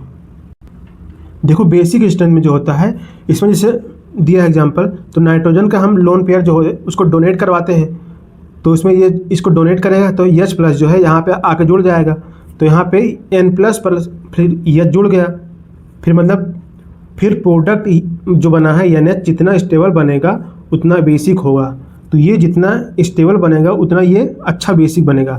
तो मतलब बेसिक स्ट्रेंथ जो होता है वो directly proportional +M +H +I होगा, क्योंकि यहाँ पे अगर हम +M ग्रुप या फिर +H +I ग्रुप जोड़ते हैं तो ये जो ग्रुप होता है ये इलेक्ट्रॉन डोनेट करता है। जब इलेक्ट्रॉन डोनेट करेगा तो यहाँ पे इलेक्ट्रॉन आएगा, तो यहाँ पे इलेक्ट्रॉन मतलब क्या होता है, इलेक्ट्रॉन मतलब नेगेटिव होता है। जब इलेक्ट्रॉन यहाँ पे आएगा तो ये प्लस इफेक्ट को कम करेगा, क्योंकि प्लस और माइनस इसका इफेक्ट कम करेगा। जब इसका इफेक्ट कम होगा मतलब चार्ज कम होगा तो ये ज़्यादा स्टेबल बनेगा प्रोडक्ट, तो ज़्यादा स्टेबल बनेगा तो ये मोर बेसिक बनेगा, जैसे एसिडिक के केस में था वैसे इसमें है। तो इसी तरीके से बेसिक स्ट्रेंथ जो होता है, तो यहाँ बेसिक इफेक्ट में यहाँ माइनस होगा सभी में, यहाँ गलत लिख दिया हूँ, यहाँ सभी में माइनस होगा क्योंकि इन्वर्सली प्रोपोर्शनल में माइनस आ जाता है। जिसे +M +H +I है, ये इलेक्ट्रॉन डोनेट करते हैं और फिर इलेक्ट्रॉन जाकर प्लस चार्ज के इफेक्ट को कम कर देते हैं। जो अभी बताया वही लिखा हूँ यहाँ पे, देखो यहाँ पे ट्रिक में वही लिखा हूँ जो अभी बताया आपको। इसमें पॉजिटिव को कम करोगे तो मतलब कंपाउंड मोर बेसिक हो जाएगा, क्योंकि चार्ज कम होने से स्टेबिलिटी आती है, और ज़्यादा स्टेबल का मतलब ज़्यादा बेसिक। अब हम बात करते हैं एग्जाम्पल की, तो इसमें दिया है arrange in decreasing order of basic strength, मतलब बेसिक स्ट्रेंथ में इसको अरेंज करना है। देखो एग्जाम्पल दिया है, ये जो है +H -H -H, तो ये जो है माइनस आई जो है वो इलेक्ट्रॉन को खींचता है और ये जो है इलेक्ट्रॉन डोनेट करता है। यहाँ पे देखो बेसिक स्ट्रेंथ पूछ रहा है, तो बेसिक स्ट्रेंथ में कौन आता है, प्लस एच जो होता है वो बेसिक बेसिक के डायरेक्टली प्रोपोर्शनल होता है, माइनस आई जो होता है वो इन्वर्सली प्रोपोर्शनल होता है। तो सबसे पहले यहाँ पे फोर्थ वाला एग्जांपल आएगा क्योंकि यहाँ प्लस एच है तो फोर्थ आएगा, फिर उसके बाद इन दोनों माइनस है तो इससे पहले आ जाएगा ये वाला क्योंकि इसमें माइनस नहीं है तो यहाँ पहले आ गया, फिर इन दोनों में आएगा तीसरा नंबर क्योंकि इसमें माइनस एम है और यहाँ पे माइनस एम भी है माइनस आई भी है, तो ये थोड़ा एसिडिक की तरफ जा रहा है, तो ये सबसे कम बेसिक होगा, तो इसलिए ये ऑप्शन लास्ट में जाएगा। तो ये इसका ऑर्डर ये बन जाएगा, मतलब कि learn basicity and acidity order then you can solve easily. जो ऑर्डर मैंने आपको बताया है एसिडिटी या बेसिसिटी का, ये सब जो ग्रुप हैं इनको पहले अगर याद कर लोगे तो आपको अच्छे से क्वेश्चन सॉल्व होने लगेंगे। अब हम बात करते हैं नेक्स्ट चैप्टर हाइड्रोकार्बन की। तो पहले हम बात करते हैं एल्केन की, तो इसके मेथड ऑफ प्रिपरेशन की बात करते हैं, एल्केन कैसे बनाते हैं। तो पहला मेथड है from unsaturated hydrocarbons, double bond या ट्रिपल बॉन्ड होता है तो उसको बोलते हैं अनसैचुरेटेड हाइड्रोकार्बन। तो इसमें अनसैचुरेटेड हाइड्रोकार्बन में हाइलोजिनेशन के द्वारा हम एल्केन बनाते हैं। देखो यहाँ पे सी डबल बॉन्ड सी था तो यहाँ पे हाइड्रोजनेशन कि H2O हाइड्रोजनेशन किया निकिल प्लेटिनम की प्रेजेंस में, तो यहाँ पे डबल बॉन्ड ब्रेक हो जाएगा हाइड्रोजन से, तो यहाँ पे CH हो जाएगा, तो ये एल्केन बन जाएगा। अब हम बात करते हैं सेकंड वाला मेथड फ्रॉम एल्किल हैलाइड्स। इसमें एल्किल हैलाइड देखो एल्किल हैलाइड है reduction of RX, alkyl halide का रिडक्शन के मेथड से हम बनाते हैं एल्केन। तो एल्किल हैलाइड था, इसमें रिडक्शन के लिए Zn प्लस लेते हैं और डाइल्यूट HCl लेते हैं, तो यहाँ पे हाइड्रोजन इसको ब्रेक कर देगा, तो H जो है इसके साथ चला जाएगा और ये वाला H इसके साथ चला जाएगा, तो RH बना लेगा एल्केन और ये निकल जाएगा HX। अब हम बात करते हैं वुड्स रिएक्शन की। तो यहाँ पे वुड्स रिएक्शन में होता है सोडियम ड्राई ईथर, तो एल्किल हैलाइड रहता है, तो एल्किल हैलाइड से ये जो है सोडियम ड्राई ईथर ये बॉन्ड ब्रेक करता है, उसके बाद जो भी यहाँ पे एल्किल ग्रुप जुड़ा होता है उसका डबल होके यहाँ पे प्रोडक्ट बना लेता है। जैसे एक R था, एक एल्किल ग्रुप था, तो यहाँ पे एक डबल R हो जाएगा। अगर यहाँ पे CH3 होता तो यहाँ पे CH3 बन जाता, अगर यहाँ पे CH3CH2 होता यहाँ तब यहाँ पे बनता CH3CH2 फिर CH3CH2, इस तरीके से जुड़ता डबल होके बनता है। ये सारी रिएक्शन मैंने नेम रिएक्शन वाले टॉपिक में समझाया हुआ है, आपको अच्छे से याद करवा के। अब हम बात करते हैं थर्ड मेथड की। इसमें जो फ्रॉम कार्बोक्सिलिक एसिड से जब एल्केन बनाते हैं तो इसमें यूज करते हैं सोडा लाइम डिकार्बोक्सिलेशन। तो इसमें लेते हैं NaOH प्लस CaO, तो इसमें ये COOH आउट हो जाता है, रिमूव हो जाता है, तो बचता है R, फिर यहाँ पे एल्केन बन जाता है। इसी तरीके से इसमें भी यहाँ पे ये COOH आउट हो जाता है, रिमूव हो जाता है, अब यहाँ पे बन जाता है एल्केन। तो हम बात करते हैं एल्केन के फिजिकल प्रॉपर्टीज़ की। तो एल्केन जो होता है उसका जो बॉइलिंग पॉइंट होता है वो डायरेक्टली प्रोपोर्शनल होता है मॉलिक्यूलर वेट के। अगर मॉलिक्यूलर वेट सेम हो गया तब फिर that is in isomeric alkane, molecular weight same हो गया तो फिर ब्रांच हम देखते हैं उसमें। अगर मॉलिक्यूलर वेट सेम हो गया तो हम ब्रांच देखते हैं, अगर ब्रांच ज़्यादा है तो फिर उसका जो बॉइलिंग पॉइंट कम हो जाता है। ब्रांच ज़्यादा होने का सरफेस एरिया बढ़ गया, तो कि मॉलिक्यूलर स्फेरिकल शेप जो होता है उसका स्फेरिकल शेप एक्वायर कर लेगा, सरफेस एरिया बढ़ा फिर उसका जो मॉलिक्यूलर स्फेरिकल शेप एक्वायर कर लेगा। तो स्फेरिकल शेप होने की वजह से उसका जो सरफेस एरिया जो होता है घट जाएगा, फिर उसका जो बॉइलिंग पॉइंट डिक्रीज हो जाएगा। देखो यहाँ पे जैसे एग्जांपल है, एक चेन है यहाँ पे, ये ब्रांच बना लिया तो ये इसका बॉइलिंग पॉइंट ज़्यादा हो जाएगा, इससे कम हो जाएगा। इसी वाला एग्जांपल है, यहाँ ब्रांच बनाया फिर यहाँ पे ज़्यादा ब्रांच बना लिया, तो जो कम ब्रांच बनाया है उसका बॉइलिंग पॉइंट ज़्यादा होगा, और जितना ज़्यादा ब्रांच बनाएगा उतना स्फेरिकल शेप में आता जाएगा, फिर उसका सरफेस एरिया कम होता जाएगा, तो उसका बॉइलिंग पॉइंट सबसे कम हो जाएगा। अब हम बात करते हैं नेक्स्ट टॉपिक एल्कीन की। तो हम बात करते हैं method of preparation of alkenes की। तो एल्कीन को पहला बनाने का मेथड है फ्रॉम एल्काइंस बनाते हैं। तो एल्काइंस में बनाते हैं H2 प्लस PD, फिर चारकोल से यहाँ पे BSO4, ये जो होता है इसको बोलते हैं लिंडलार कैटलिस्ट। तो इसमें ये बॉन्ड तोड़ देता है, तो उसके बाद ये बन जाता है डबल बॉन्ड का एल्कीन बन जाता है। यहाँ पे एच जुड़ जाता है, जो हाइड्रोजन ब्रेक हुआ यहाँ पे एच जुड़ जाता है, यहाँ पे एच जुड़ जाता है, यहाँ पे ये सिस एल्कीन बन जाता है। और दूसरा मेथड है बर्च रिडक्शन इसको बोलते हैं। तो इसमें जो होता है सोडियम और लिक्विड अमोनिया होती है, ये जो होता है डबल मतलब ट्रिपल बॉन्ड को एक बॉन्ड का तोड़ता है इसमें, यहाँ पे मतलब ट्रांस एल्कीन बन जाती है। अब हम बात करते हैं सेकंड वाले मेथड से, from alkyl halides. Alkyl halides मतलब आर और एक्स, एल्किल हैलाइड से। देखो ये एल्किल है पूरा, यहाँ पे हैलाइड ग्रुप जुड़ा है तो एल्किल हैलाइड है। तो इससे हम बनाते हैं, बेस से बनाते हैं, मतलब एल्कोहलिक KOH लेते हैं। तो जो हम बेस लेते हैं ये जो है ये हाइड्रोजन को रिमूव कर देता है, और ये जो यहाँ से जो हैलाइड ग्रुप जुड़ा है इसको रिमूव कर देता है। तो इन दोनों ग्रुप को रिमूव करता है, यहाँ पे डबल बॉन्ड आ जाता है, तो बन जाता है एल्कीन। अब हम बात करते हैं केमिकल प्रॉपर्टीज ऑफ एल्कीन्स की। तो इसकी जो केमिकल प्रॉपर्टी होती है मतलब एडिशन ऑफ डाई हाइड्रोजन। तो अगर एल्कीन में हम डाई हाइड्रोजन का ऐड करते हैं तो ये मतलब एल्केन बना लेता है, यही इसकी प्रॉपर्टी है। यहाँ पे हाइड्रोजन मतलब इसको ब्रेक कर देता है बॉन्ड को, तो यहाँ पे हाइड्रोजन जुड़ जाता है, एल्केन बन जाता है। और इसका जो एक रूल होता है एल्कीन में मतलब मार्कोनिस रूल, इसमें जो होता है negative part of reagent is added to that carbon of alkene which has less number of hydrogen.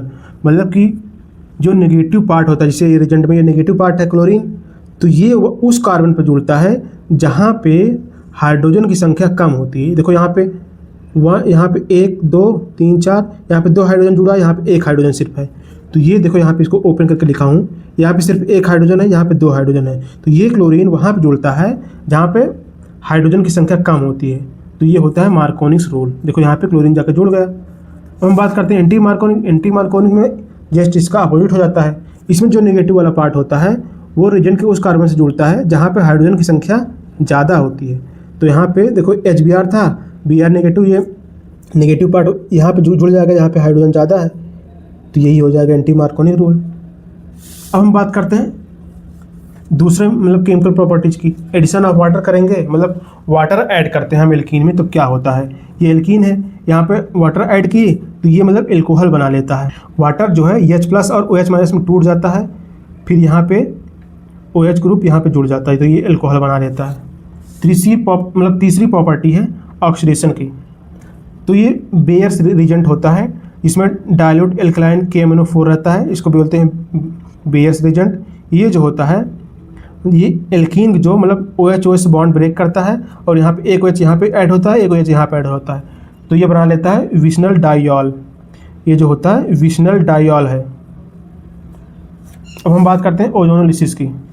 इसकी चौथी प्रॉपर्टी है ओजोनोलिसिस में क्या होता है। तो इसमें होता है O3 + CCl4 रहता है, Zn रहता है, या फिर Zn + H2O रहता है। इसमें जो होता है इसमें मतलब ओजोन रहता है, इसलिए इसको बोलते हैं ओजोनोलिसिस। तो यहाँ पे O से इसको तोड़ देता है बॉन्ड, O से इसको तोड़ देता है, O से इसको तोड़ देता है, तो ये वाला CO ले लेता है एक O, और ये वाला C एक O ले लेता है, तो CO बना लेता है। अब हम बात करते हैं एल्काइंस की। तो इसका मतलब मेथड ऑफ प्रिपरेशन होता है फ्रॉम कैल्शियम कार्बाइड, मतलब कैल्शियम कार्बाइड से बनाते हैं बाय एडिशन ऑफ वाटर, मतलब वाटर का एडिशन करके कैल्शियम कार्बाइड से हम एल्काइन बनाते हैं। तो यहाँ पे देखो वाटर लिया तो वाटर ब्रेक होता है OH- H+ में, और ये CaCO2 जो है Ca+2 और Cc- में ब्रेक हो जाता है। तो नेगेटिव वाला पार्ट पॉजिटिव से जुड़ता है, पॉजिटिव वाला पार्ट नेगेटिव से जुड़ता है, तो यहाँ पे ये बना लेता है एसिटिलीन या फिर एल्काइन। अब हम बात करते हैं फ्रॉम विशनल डाइहैलाइड्स। ये जो स्ट्रक्चर है इसको बोलते हैं विशनल डाइहैलाइड्स।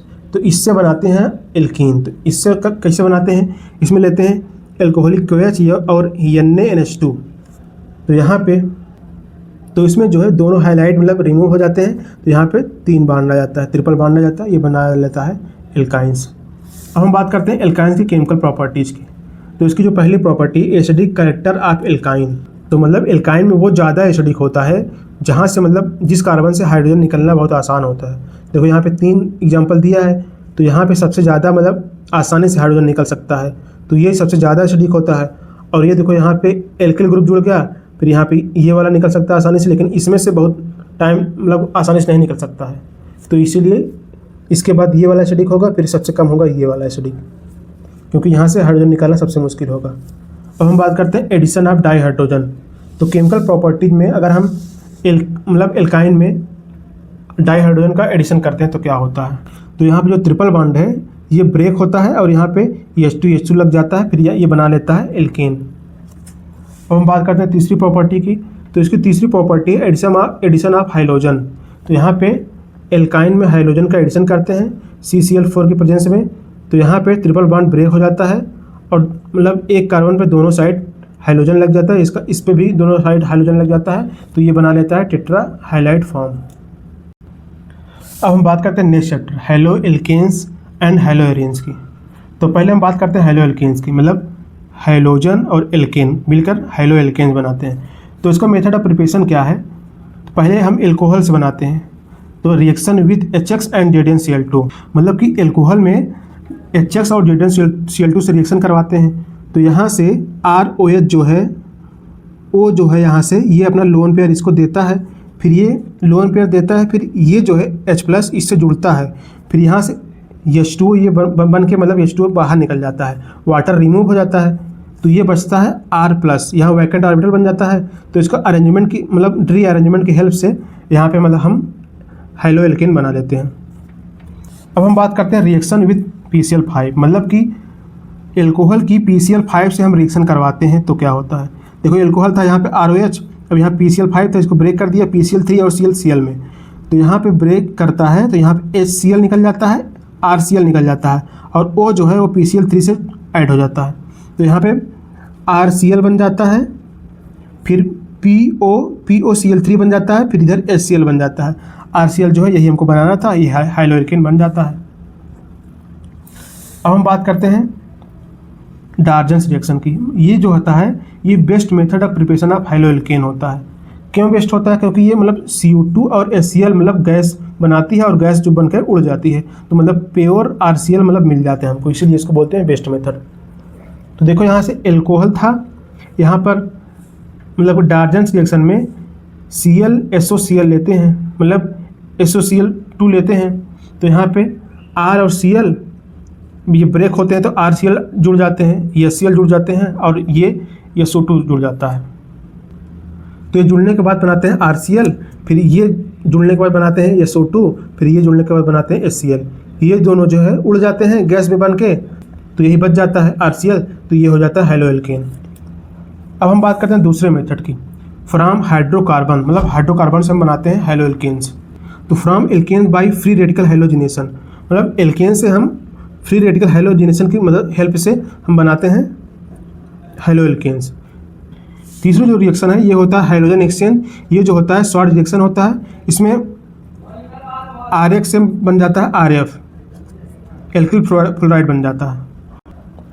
अब हम बात करते हैं हेलो एल्केन की मतलब केमिकल प्रॉपर्टीज़ की। तो इसमें जो न्यूक्लियोफिलिक सब्स्टिट्यूशन रिएक्शन शो करता है, तो न्यूक्लियोफिलिक मतलब प्रतिस्थापन अभिक्रिया क्या होती है।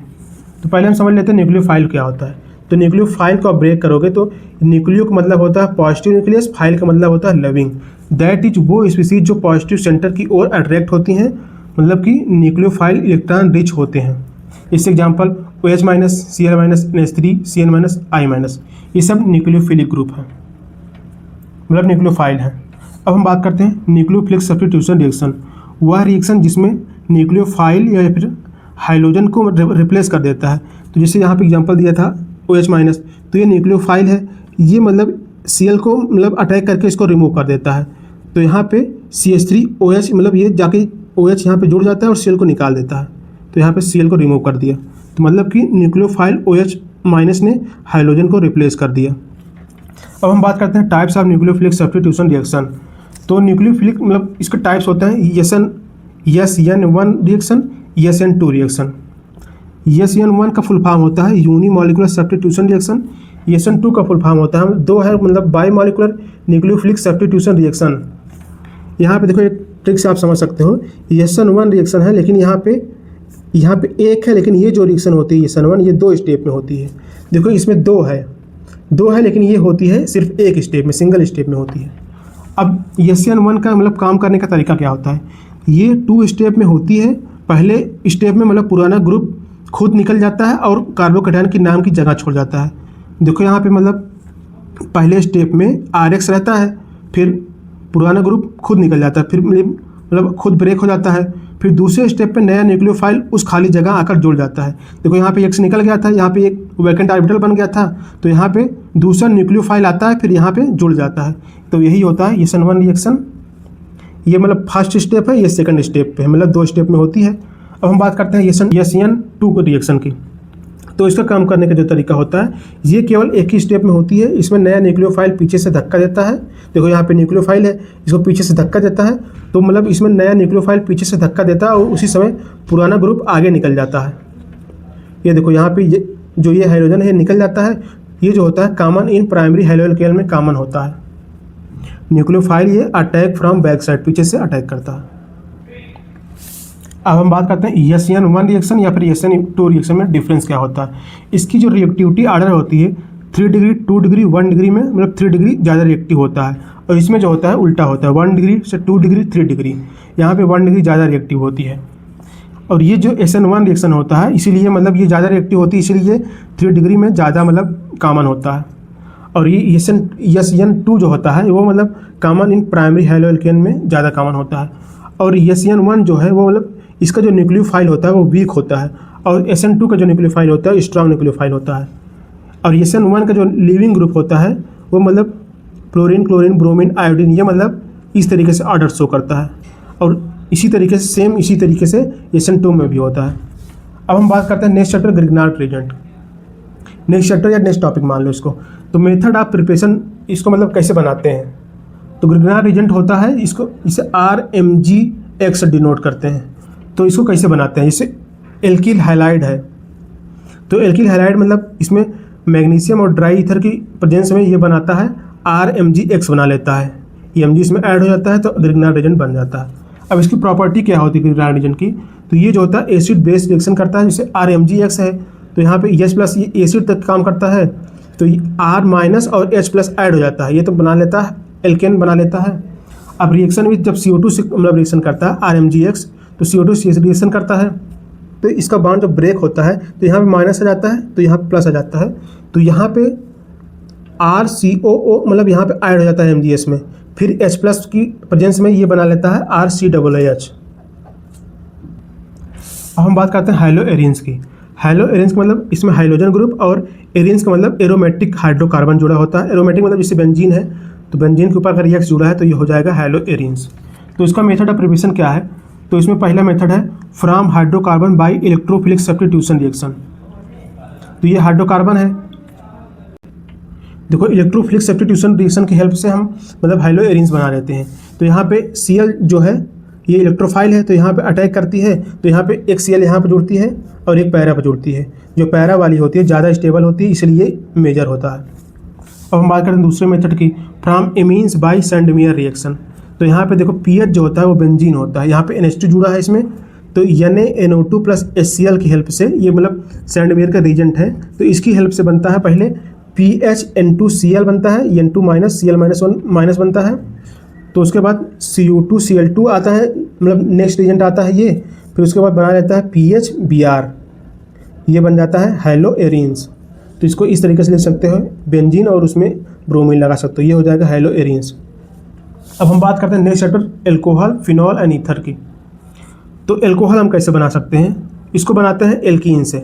एल्कीन से कैसे बनाते हैं, bye acid catalyst hydration. Alkene है तो मतलब बाय एसिड और एसिड कैटलिस्ट एंड हाइड्रेशन से बनाते हैं। हाइड्रेशन का मतलब H3O और एसिड का मतलब डायोड H2SO4 लेते हैं, तो इसकी हेल्प से हम बनाते हैं। तो यहाँ पे H3OO जो हम H3O है, तो यहाँ से मतलब बॉन्ड ब्रेक होता है, तो यहाँ पे OH ग्रुप जाके जुड़ जाता है, और जो एक एक्स्ट्रा H है वो जाके यहाँ पे जुड़ जाता है, तो RCHOH जुड़ता है, फिर CH3 बना लेता है, मतलब ये एल्कोहल बना लेता है। अब हम बात करते हैं दूसरे मेथड की, इसमें बाई हाइड्रोबोरेशन ऑक्सीडेशन होता है। इसे यहाँ पे एल्कीन है, एल्कीन का हम हाइड्रोबोरेशन ऑक्सीडेशन करते हैं, मतलब B2H6H2O2 के प्रेजेंस में, तो RCH2 फिर CH2 यहाँ बनता है, फिर OH जुड़ जाता है, तो ये बना लेता है एल्कोहल। ये जो होता है मतलब H+ और OH माइनस, ये एंटी मार्कोनी रूल से यहाँ पे OH माइनस यहाँ पे जुड़ जाता है। अब हम बात करते हैं केमिकल प्रॉपर्टीज ऑफ एल्कोहल की।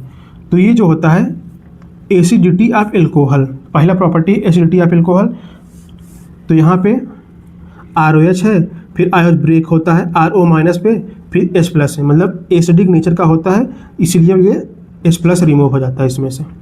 मतलब एल्कोहल जो है एसिडिक नेचर का होता है, इसलिए इसमें H+ रिमूव हो जाता है, RO- बच जाता है।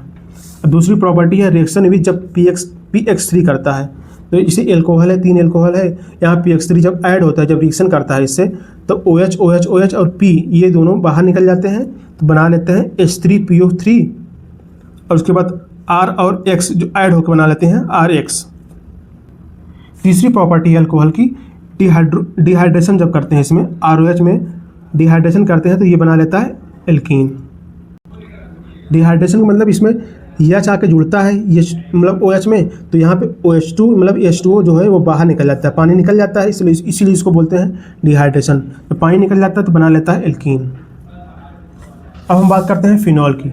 तो फिनॉल के जो मेथड ऑफ प्रिपरेशन होते हैं, ये मतलब हाइलो एरीन्स बनाते हैं। देखो ये हाइड्रोजन ग्रुप है और ये एरीन है, तो हाइलो एरीन्स बनाते हैं NaOH + 623 केल्विन टेम्परेचर पे in the presence of H+। इसको बोलते हैं डाउज प्रोसेस। मतलब कि डाउज प्रोसेस में NaOH की प्रेजेंस में ये बना लेता है OH, मतलब ये फिनॉल बना लेता है।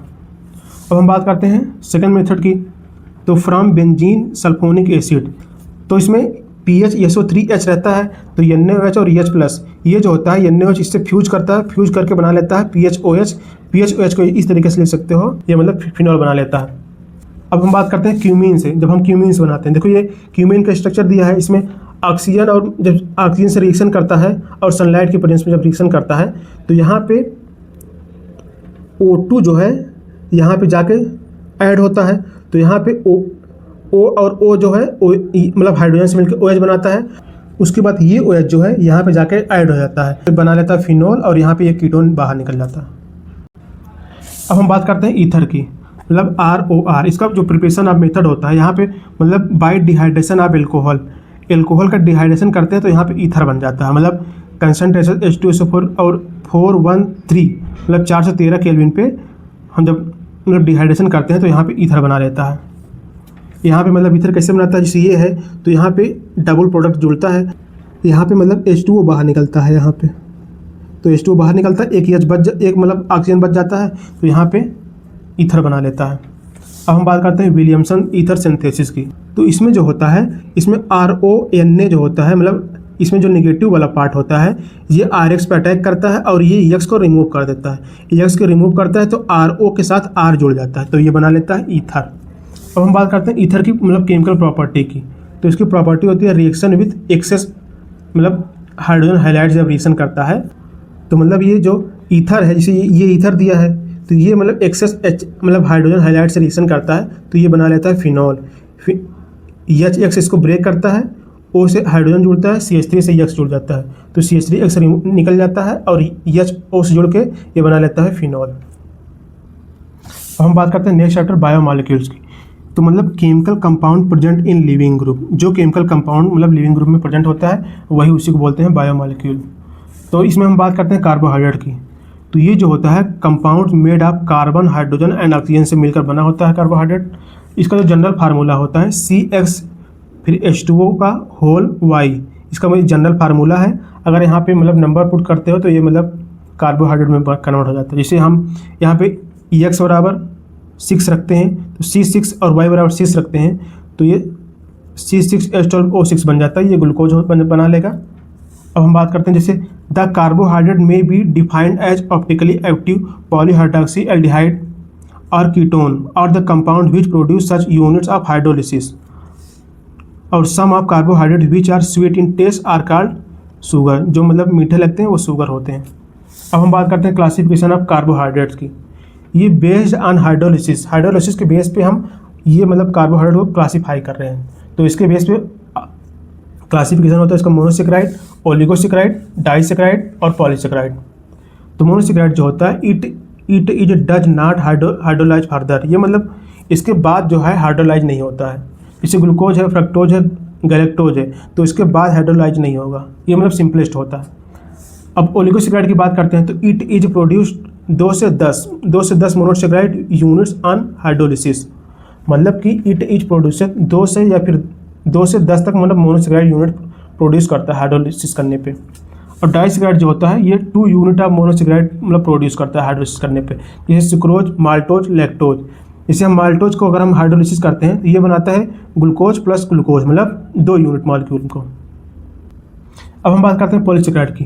तो पॉलीसेकेराइड जो होता है वो carbohydrates which yields a large number of monosaccharide units on hydrolysis are called polysaccharides. ये मतलब large number of monosaccharide produce करता है। जैसे कि इसका एग्जांपल है पॉलीसेकेराइड का starch, cellulose, glycogen, gums. Polysaccharide are not sweet in taste, hence they are also non sugars.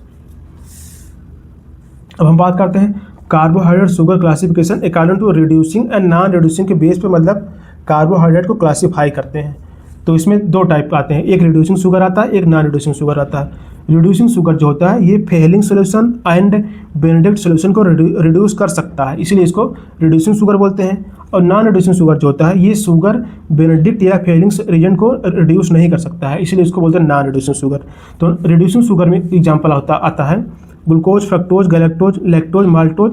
और नॉन रिड्यूसिंग शुगर जो एग्जाम्पल आता है इसमें आता है सुक्रोज। रिड्यूसिंग शुगर का जो टेस्ट होता है ये बेनेडिक्ट फेलिंग टेस्ट को पॉजिटिव दिखाता है और ये वाला नॉन रिड्यूसिंग शुगर नेगेटिव दिखाता है। अब हम बात करते हैं method of preparation of glucose, मतलब ग्लूकोज कैसे बनाते हैं। देखो हम पहला मेथड है सुक्रोज से बनाते हैं।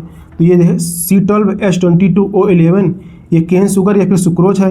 तो सुक्रोज से मतलब इसको हाइड्रोलिसिस करते हैं तो ये इन्वर्टेज एंजाइम की प्रेजेंस में ये टूट जाता है C6H12O6, C6H12O6।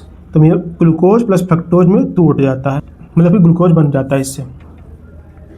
तो हम बात करते हैं दूसरा मेथड, हम स्टार्च बना सकते हैं ग्लूकोज। देखो स्टार्च है C6H12O5, ये इसकी मतलब कई सारे यूनिट जुड़ी है, यानी कि मतलब मल्टीपल यूनिट जुड़ी हैं। तो हम इसमें हाइड्रोलिसिस करवाते हैं N मॉलिक्यूल, मतलब बहुत सारे मॉलिक्यूल का वाटर का हाइड्रोलिसिस करवाते हैं तो ये बना लेता है C6H12O6 है, यानी कि मतलब बहुत सारे मतलब मल्टीपल मतलब ग्लूकोज बन जाते हैं। अब हम बात करते हैं इसकी प्रॉपर्टीज़ की, मतलब ग्लूकोज की प्रॉपर्टी क्या होती है। तो glucose is also known as dextrose और एल्डोहेक्सोज बोलते हैं। एल्डोहेक्सोज किस लिए बोलते हैं, क्योंकि इसके जो फार्मूला है उसमें एल्डिहाइड ग्रुप आता है, इसीलिए इसको बोलते हैं एल्डोहेक्सोज। और हेक्सोज बोलते हैं मतलब इसमें 6 कार्बन होता है इसीलिए। तो इसका स्ट्रक्चर देख लेते हैं ग्लूकोज का। तो ग्लूकोज है जैसे C6H12O6, तो इसको सिंपल से याद करने का मेथड है। सबसे पहले CHO लिखो, फिर एक लाइन खींचो, तो सबसे नीचे CH2OH लिख दो, फिर यहाँ से ऊपर से लिखते आओ HOH, फिर इसको उल्टा करके OHH, फिर उसके बाद 1 2 3 कार्बन हो गया, फिर 4th और 5 वाला जो कार्बन है उस पर मतलब सेम ग्रुप लिखते हैं, इसे HOH। तो इसका यही ट्रिक है, 4th और 5 पे मतलब सेम ग्रुप जुड़े होते हैं सेम साइड पे। और इसको बोलते हैं फिशर प्रोजेक्शन फार्मूला, ये जो मतलब ओपन करके लिखते हैं इसको बोलते हैं फिशर प्रोजेक्शन फार्मूला। और नंबर ऑफ कार्बन कार्बन कितने होते हैं इसमें, तो इसमें 4 होते हैं। कार्बन कार्बन का मतलब एक कार्बन पर सभी ग्रुप डिफरेंट हो, जैसे यहाँ पे 1 2 3 4, इसलिए इसको स्टार से दिखाया हूँ। तो यहाँ पे नंबर ऑफ कार्बन कार्बन 4 है। अब हम बात करते हैं जैसे यहाँ पे यही ग्लूकोज ही मतलब ये ग्लूकोज ही है, तो यहाँ पे CH और O मतलब CHO को थोड़ा ब्रेक डाउन करते हैं, तो ये प्लस और माइनस में ब्रेक करता है।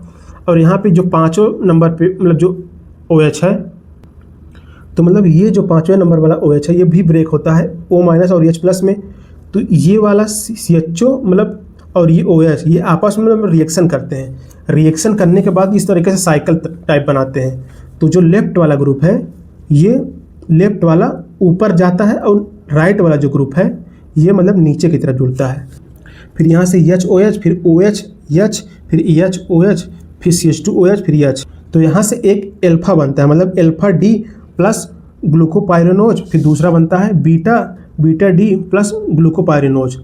अगर मतलब इस कंपाउंड में तो ये साइक्लिक फार्मूला है, अगर इसमें OH नीचे बनता है तो ये एल्फा बनाता है। अगर ये OH इसमें ऊपर तरफ जुड़ गया है ऊपर साइड तो इसको बीटा बनाते हैं, बीटा बोलते हैं इसको। तो इसका एक ट्रिक्स याद कर सकते हो, बीटा में ऐसे लिखो तो इसमें एक ऐसे लाइन खींच दो, तो बीटा मतलब अपर साइड में है, ये जो भी लिखा है अपर साइड में है और ये नीचे से कुछ नहीं है। तो इसको इसी तरीके से थोड़ा याद कर सकते हो कि बीटा जो है ये अपर साइड में, इसका OH अपर साइड में होता है। थोड़ा इसको इसी तरीके से याद कर लोगे तो अब ध्यान में रहेगा। अब हम देखते हैं साइक्लिक स्ट्रक्चर ऑफ फ्रक्टोज में।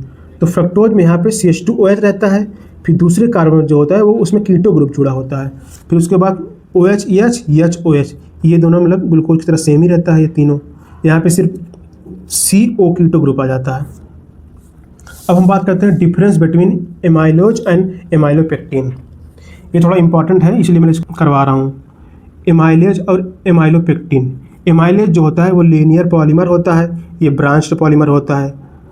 एमाइलेज जो होता है वो 15 से 20% स्टार्च रहता है इसमें, और एमाइलोपेक्टिन जो होता है इसमें 80 से 85% स्टार्च रहता है। एमाइलेज जो होता है वो वाटर सॉल्युबल होता है, एमाइलोपेक्टिन जो होता है वाटर इनसॉल्युबल होता है। और एमाइलेज जो होता है वो ग्लाइकोसिडिक लिंकेज होता है C1 और C4 के बीच में, और इसमें एमाइलोपेक्टिन जो होता है ग्लाइकोसिडिक लिंकेज होता है C1 और C4 के बीच में, लेकिन यहाँ पे एक ब्रांच बनता है C6 कार्बन पे। अब हम बात करते हैं टाइप्स ऑफ प्रोटीन की, ये भी इंपॉर्टेंट है। तो टाइप ऑफ प्रोटीन में आते हैं, एक आता है ग्लोबुलर प्रोटीन, एक आता है फाइब्रस प्रोटीन।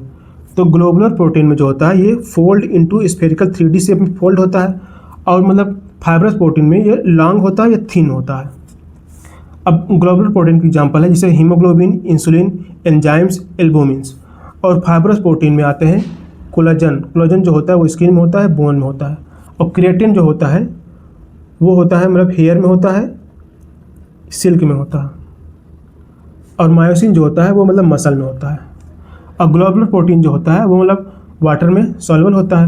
और ग्लोबुलर प्रोटीन का मतलब जो रोल होता है वो मतलब मेटाबॉलिक रोल होता है, एंजाइम इन मतलब ऑल ऑर्गेनिज्म में होता है, और प्लाज्मा प्रोटीन होता है, और एंटीबॉडीज इन मैमल्स काम करता है।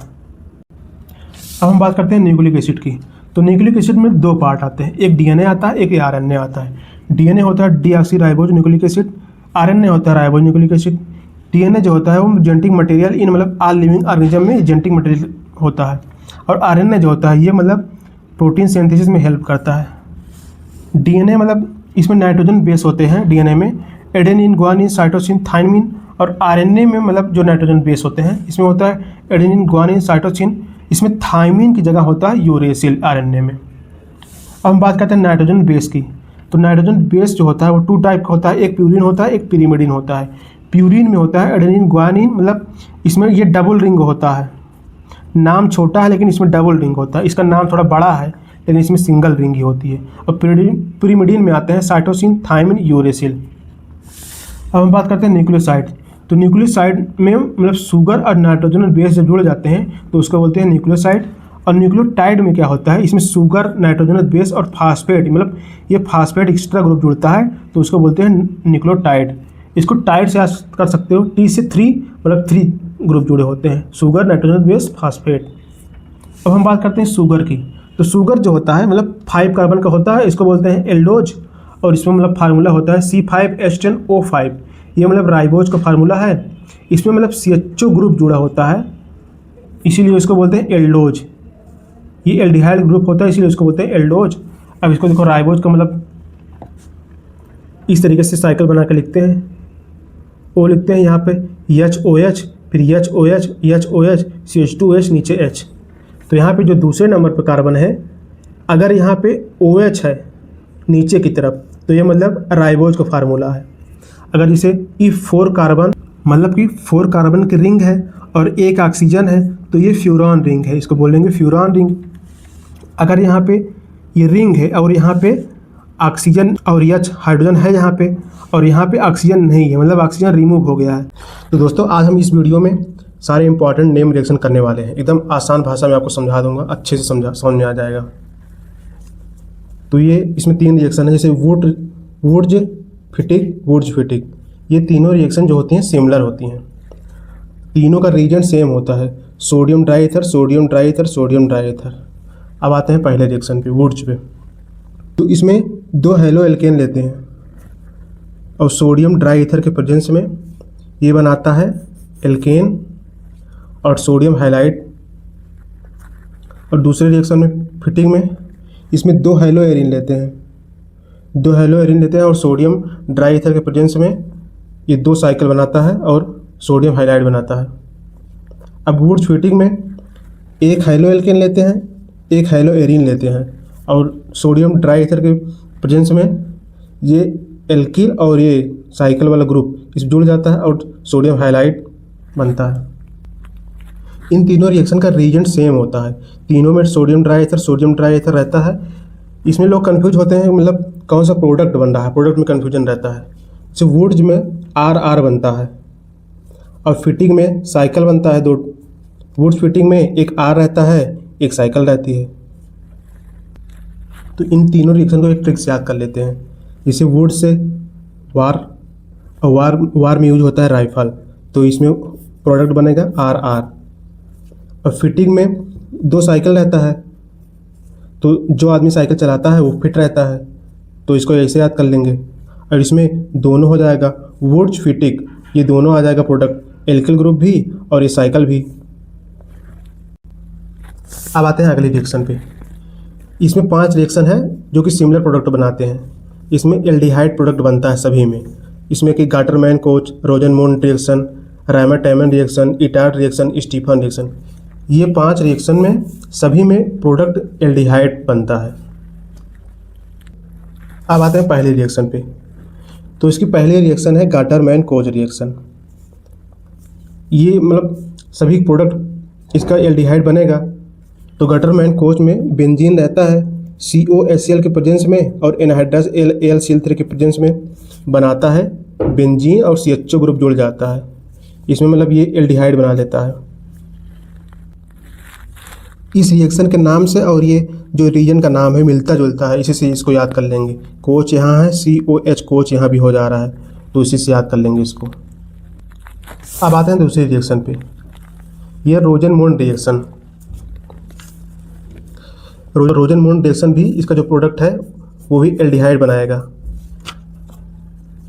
तो इसका जो रिएक्शन है RCOCl हाइड्रोजन और प्लेटिनम BaSO4 के प्रेजेंस में RCHO बनाता है।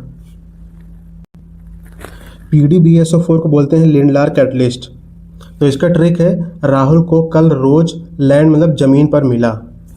राहुल को कल रोज लैंड पर मतलब ज़मीन पर मिला।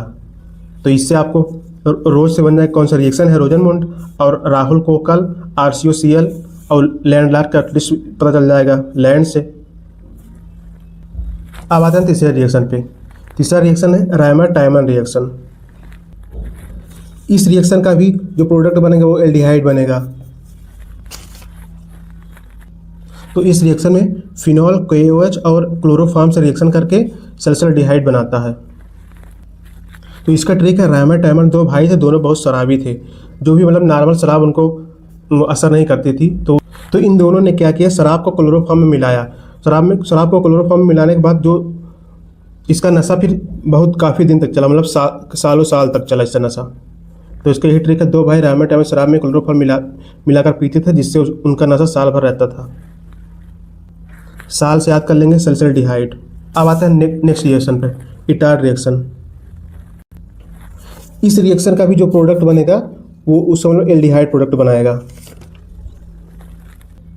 इस रिएक्शन में टॉल्यूएन जो होता है CrO2Cl2 से रिएक्शन करके ये बनाता है एल्डिहाइड प्रोडक्ट। इस रिएक्शन का ट्रिक है टोलूराम को रिटायर करो। टोलूराम मतलब एक कंपनी में था जिनके टोलूराम की वजह से घाटा हो रहा था कंपनी को। तो उसने क्या किया, मालिक ने टोलूराम को रिटायर कर दिया। तो टोलूराम से आपको याद कर लेंगे टॉल्यूइन, और रिटायर से याद कर देंगे इटार्ड, लगभग सेम वर्ड है, रिटायर इटार्ड। और करो वर्ड से इसका याद कर लेंगे, करो मतलब जो रीजेंट है इसका। अब आते हैं नेक्स्ट रिएक्शन पे। नेक्स्ट रिएक्शन है स्टीफन रिएक्शन। इस रिएक्शन का भी जो प्रोडक्ट बनेगा स्टीफन रिएक्शन का, वो भी मतलब एल्डिहाइड प्रोडक्ट बनाएगा। तो स्टीफन रिएक्शन में आर्सियन SnCl2 की प्रेजेंस में RCHO मतलब एल्डिहाइड प्रोडक्ट बनाता है। तो इस रिएक्शन का ट्रिक है रशियन RCN मतलब रशियन साइंटिस्ट स्टीफन, मतलब एक साइंटिस्ट था स्टीफन जो कि रसिया से था। तो रशियन से RCN याद कर लेंगे, और स्टीफन से यस, और इसका यन जो है यहाँ पे आता है रिजेंट में, तो इससे यहाँ पे इसको याद कर लेंगे। अब आते हैं नेक्स्ट रिएक्शन पे। ये दोनों रिएक्शन मतलब सिमिलर ही हैं, इनके रिएक्टेंट भी सेम है, प्रोडक्ट भी सेम बनते हैं। इसमें लोगों का कन्फ्यूजन होता है रीजेंट में, कौन सा रीजेंट में कन्फ्यूजन होता है। इन दोनों रिएक्शन में मतलब रिडक्शन होता है, वोल्फ-किस्चनर रिडक्शन, क्लेमेंसन रिडक्शन, इन दोनों में रिडक्शन होता है। तो जो ये इसमें O लगा है मतलब कीटो प्रोडक्ट, इसमें इस O को हटा के हाइड्रोजन लगाया जाता है, इसलिए इसको रिडक्शन बोलते हैं। इसका ट्रिक है मतलब एक कॉलेज था, वहाँ पे एक भेड़िया घुस आया था, तो वहाँ पे एक और टीचर थे, उनका नाम कृष्णा था। तो उस कृष्णा टीचर ने भेड़ियों को मार कर मतलब बच्चे को बचा लिया, जितने बच्चे थे उसमें उनको बचा लिया। तो इस वाले का ट्रिक है, भेड़िए को कृष्णा ने निपटा दिया। तो वोल्फ मतलब भेड़िया, कृष्णा और यहाँ पे NH से हो जाएगा निपटा दिया। और इस वाले रिएक्शन में क्लेमेंसन रिडक्शन मतलब Cl से हो जाएगा कॉलेज में, बच्चे सन यहाँ से सन हो जाएगा, कॉलेज में बच्चे JN से जिंदा हैं। कृष्णा ने मतलब भेड़िए को मार दिया तो कॉलेज में बच्चे जिंदा हैं, क्लेमेंसन और ZN कॉलेज में बच्चे जिंदा हैं। अब आते हैं नेक्स्ट रिएक्शन पे, विलियमसन सिंथेसिस। तो इस रिएक्शन में एल्किल हैलाइड से RNA रिएक्शन करता है और रिएक्शन करके बनाता है ईथर और सोडियम हैलाइड। इस रिएक्शन को याद करने का ट्रिक है, बिल्ली मतलब विलियमसन बिल्ली ईट हर सोडियम, यहाँ से विल्ली से हो जाएगा विल्ली ईट हर सोडियम। ईट हर से पता चलेगा आपको ईथर है, ईथर बनेगा प्रोडक्ट और सोडियम हैलाइड। अब आते हैं नेक्स्ट रिएक्शन पे, Sandmeyer reaction and Gattermann reaction. ये दोनों रिएक्शन एकदम सिमिलर होती है, इसका रिएक्टेंट भी सेम रहता है, प्रोडक्ट भी सेम बनता है, क्लोरोबेंजीन इसमें भी, क्लोरोबेंजीन इसमें भी बनता है। इसमें सिर्फ डिफरेंस होता है रिएजेंट का। सैंडमेयर में CO2Cl2 लेते हैं आयन फॉर्म में जो कि रहता है, और गैटरमैन रिएक्शन में जो Cu लेते हैं वो पाउडर फॉर्म में लेते हैं, सिर्फ Cu लेते हैं पाउडर फॉर्म में। तो Sandmeyer reaction aryl diazonium salt से बनाता है chlorobenzene in the presence of CO2Cl2 ion form में रहता है, और गटरमैन जो रिएक्शन होती है एरिल डाइजोनियम साल्ट से क्लोरोबेंजीन बनाता है Cu जो पाउडर फॉर्म में रहता है। तो सैंडमेयर के लिए मतलब याद करने के लिए ट्रिक है, सैंड मतलब बालू होता है, बालू कण मतलब रहते हैं, मतलब आयन की तरह रहते हैं। तो सैंडमेयर में जो रीजेंट है वो आयन के फॉर्म में रहेगा। इसका ट्रिक ये हो गया। इसका ट्रिक होगा कॉपर पाउडर फॉर्म में रहता है, और पाउडर हम गर्मी में लगाते हैं। अब गर्मी से याद कर लेंगे गटरमैन पाउडर से मतलब C जो होता है पाउडर फॉर्म में रहता है। अब आते हैं नेक्स्ट रिएक्शन पे, फिंकलस्टीन रिएक्शन, श्वार्ज़ रिएक्शन।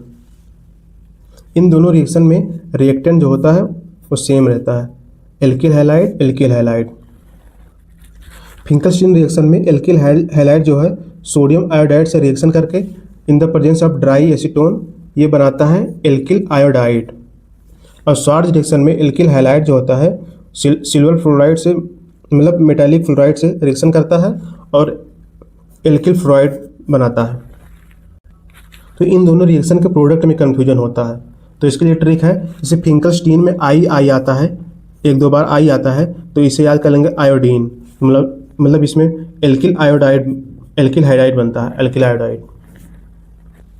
और इसके लिए ट्रिक है, जैसे मतलब कोई भी सिंगर होता है, मतलब गाना गाने के लिए एक अलग फ्लोर रहता है उसका, इंडियन आइडल जैसे, तो उसके लिए ट्रिक है, स्वर रिएक्शन के लिए स्वर संगीत अलग फ्लोर पर होता है, स्वर संगीत अलग फ्लोर पर होता है, अलग मतलब एल्किल, फ्लोर मतलब फ्लोराइड, स्वर संगीत मतलब स्वर रिएक्शन। अब आते हैं नेक्स्ट रिएक्शन पे, ये मतलब रिएक्शन है इलेक्ट्रोफिलिक सब्स्टिट्यूशन रिएक्शन। इन रिएक्शंस में आते हैं हैलोजिनेशन, सल्फोनेशन और नाइट्रेशन। इलेक्ट्रोफिलिक सब्स्टिट्यूशन रिएक्शन मतलब इलेक्ट्रोफाइल प्रोड्यूस होता है जो कि पॉजिटिव चार्ज रखता है, और वो मतलब दूसरे ग्रुप को वहाँ से निकाल के खुद लग जाता है। जैसे बेंजीन के इस कार्बन पे लगा तो आर्थो बोलेंगे, फिर नेक्स्ट कार्बन पे लगा तो मेटा बोलेंगे, फिर सब नीचे लगे सबसे नीचे तो उसको पैरा बोलते हैं। जो पैरा वाला पोजीशन होता है वो सबसे ज़्यादा मतलब वो मेजर होता है। अब आते हैं हाइलोजिनेशन पे। हाइलोजिनेशन का मतलब हाइड्रोजन का जुड़ना, हाइड्रोजन ग्रुप जो होते हैं जैसे क्लोरीन, ब्रोमीन, आयोडीन, ये सब हाइड्रोजन ग्रुप होते हैं। तो इसमें मतलब हाइलोएरिन होता है, हाइलोएरिन Cl2 और एनहाइड्रस AlCl3 के प्रेजेंस में यहाँ पे जो ये Cl होता है, यहाँ पे जो दो हाइड्रोजन लगे होते हैं, तो एक हाइड्रोजन को रिमूव करके यहाँ पे क्लोरीन लग जाता है। इसी क्लोरीन को जोड़ने को बोलते हैं हाइलोजिनेशन बोलते हैं। और फिर दूसरा प्रोडक्ट बनता है, ये मतलब माइनर रहता है। दूसरा प्रोडक्ट बनता है, ये क्लोरीन पैरा पोजीशन पे लग जाती है तो ये मेजर प्रोडक्ट बनाता है। इसमें इलेक्ट्रोफाइल मतलब Cl+ रहता है। अब आते हैं सल्फोनेशन पे। सल्फोनेशन में सल्फर ग्रुप का जुड़ना, मतलब इस रिएक्टेंट में सल्फर ग्रुप का यहाँ पे जुड़ जाना इस रिंग में, तो उसको बोलेंगे सल्फोनेशन। तो उसके रिएजेंट है कंसंट्रेशन H2SO4। तो H2SO4 में से जो इलेक्ट्रोफाइल बनेगा वो SO3H बनेगा। तो यहाँ पे SO3H जुड़ता है तो ये माइनर बनता है। फिर जब पैरा पे जुड़ता है SO3H, इसको बोलते हैं मेजर। सल्फर ग्रुप यहाँ पे जुड़ गया तो यही हो गया सल्फोनेशन। अब आते हैं नाइट्रेशन पे। नाइट्रेशन में रिएजेंट रहेगा HNO3 कंसंट्रेशन H2SO4। तो इसमें नाइट्रेशन ग्रुप जुड़ता है। HNO3 में इलेक्ट्रोफाइल NO2 बनता है और यहाँ पे इस रिंग में जुड़ जाता है NO2। अब NO2 जब पैरा पे जुड़ता है तो ये मतलब मेजर प्रोडक्ट बनाता है। अब आते हैं नेक्स्ट रिएक्शन पे, Friedel craft alkylation, Friedel Crafts acylation. ये दोनों रिएक्शन भी इलेक्ट्रोफिलिक सब्स्टिट्यूशन रिएक्शन होती हैं। तो अब हम बात करते हैं फ्रीडल क्राफ्ट एल्काइलेशन की।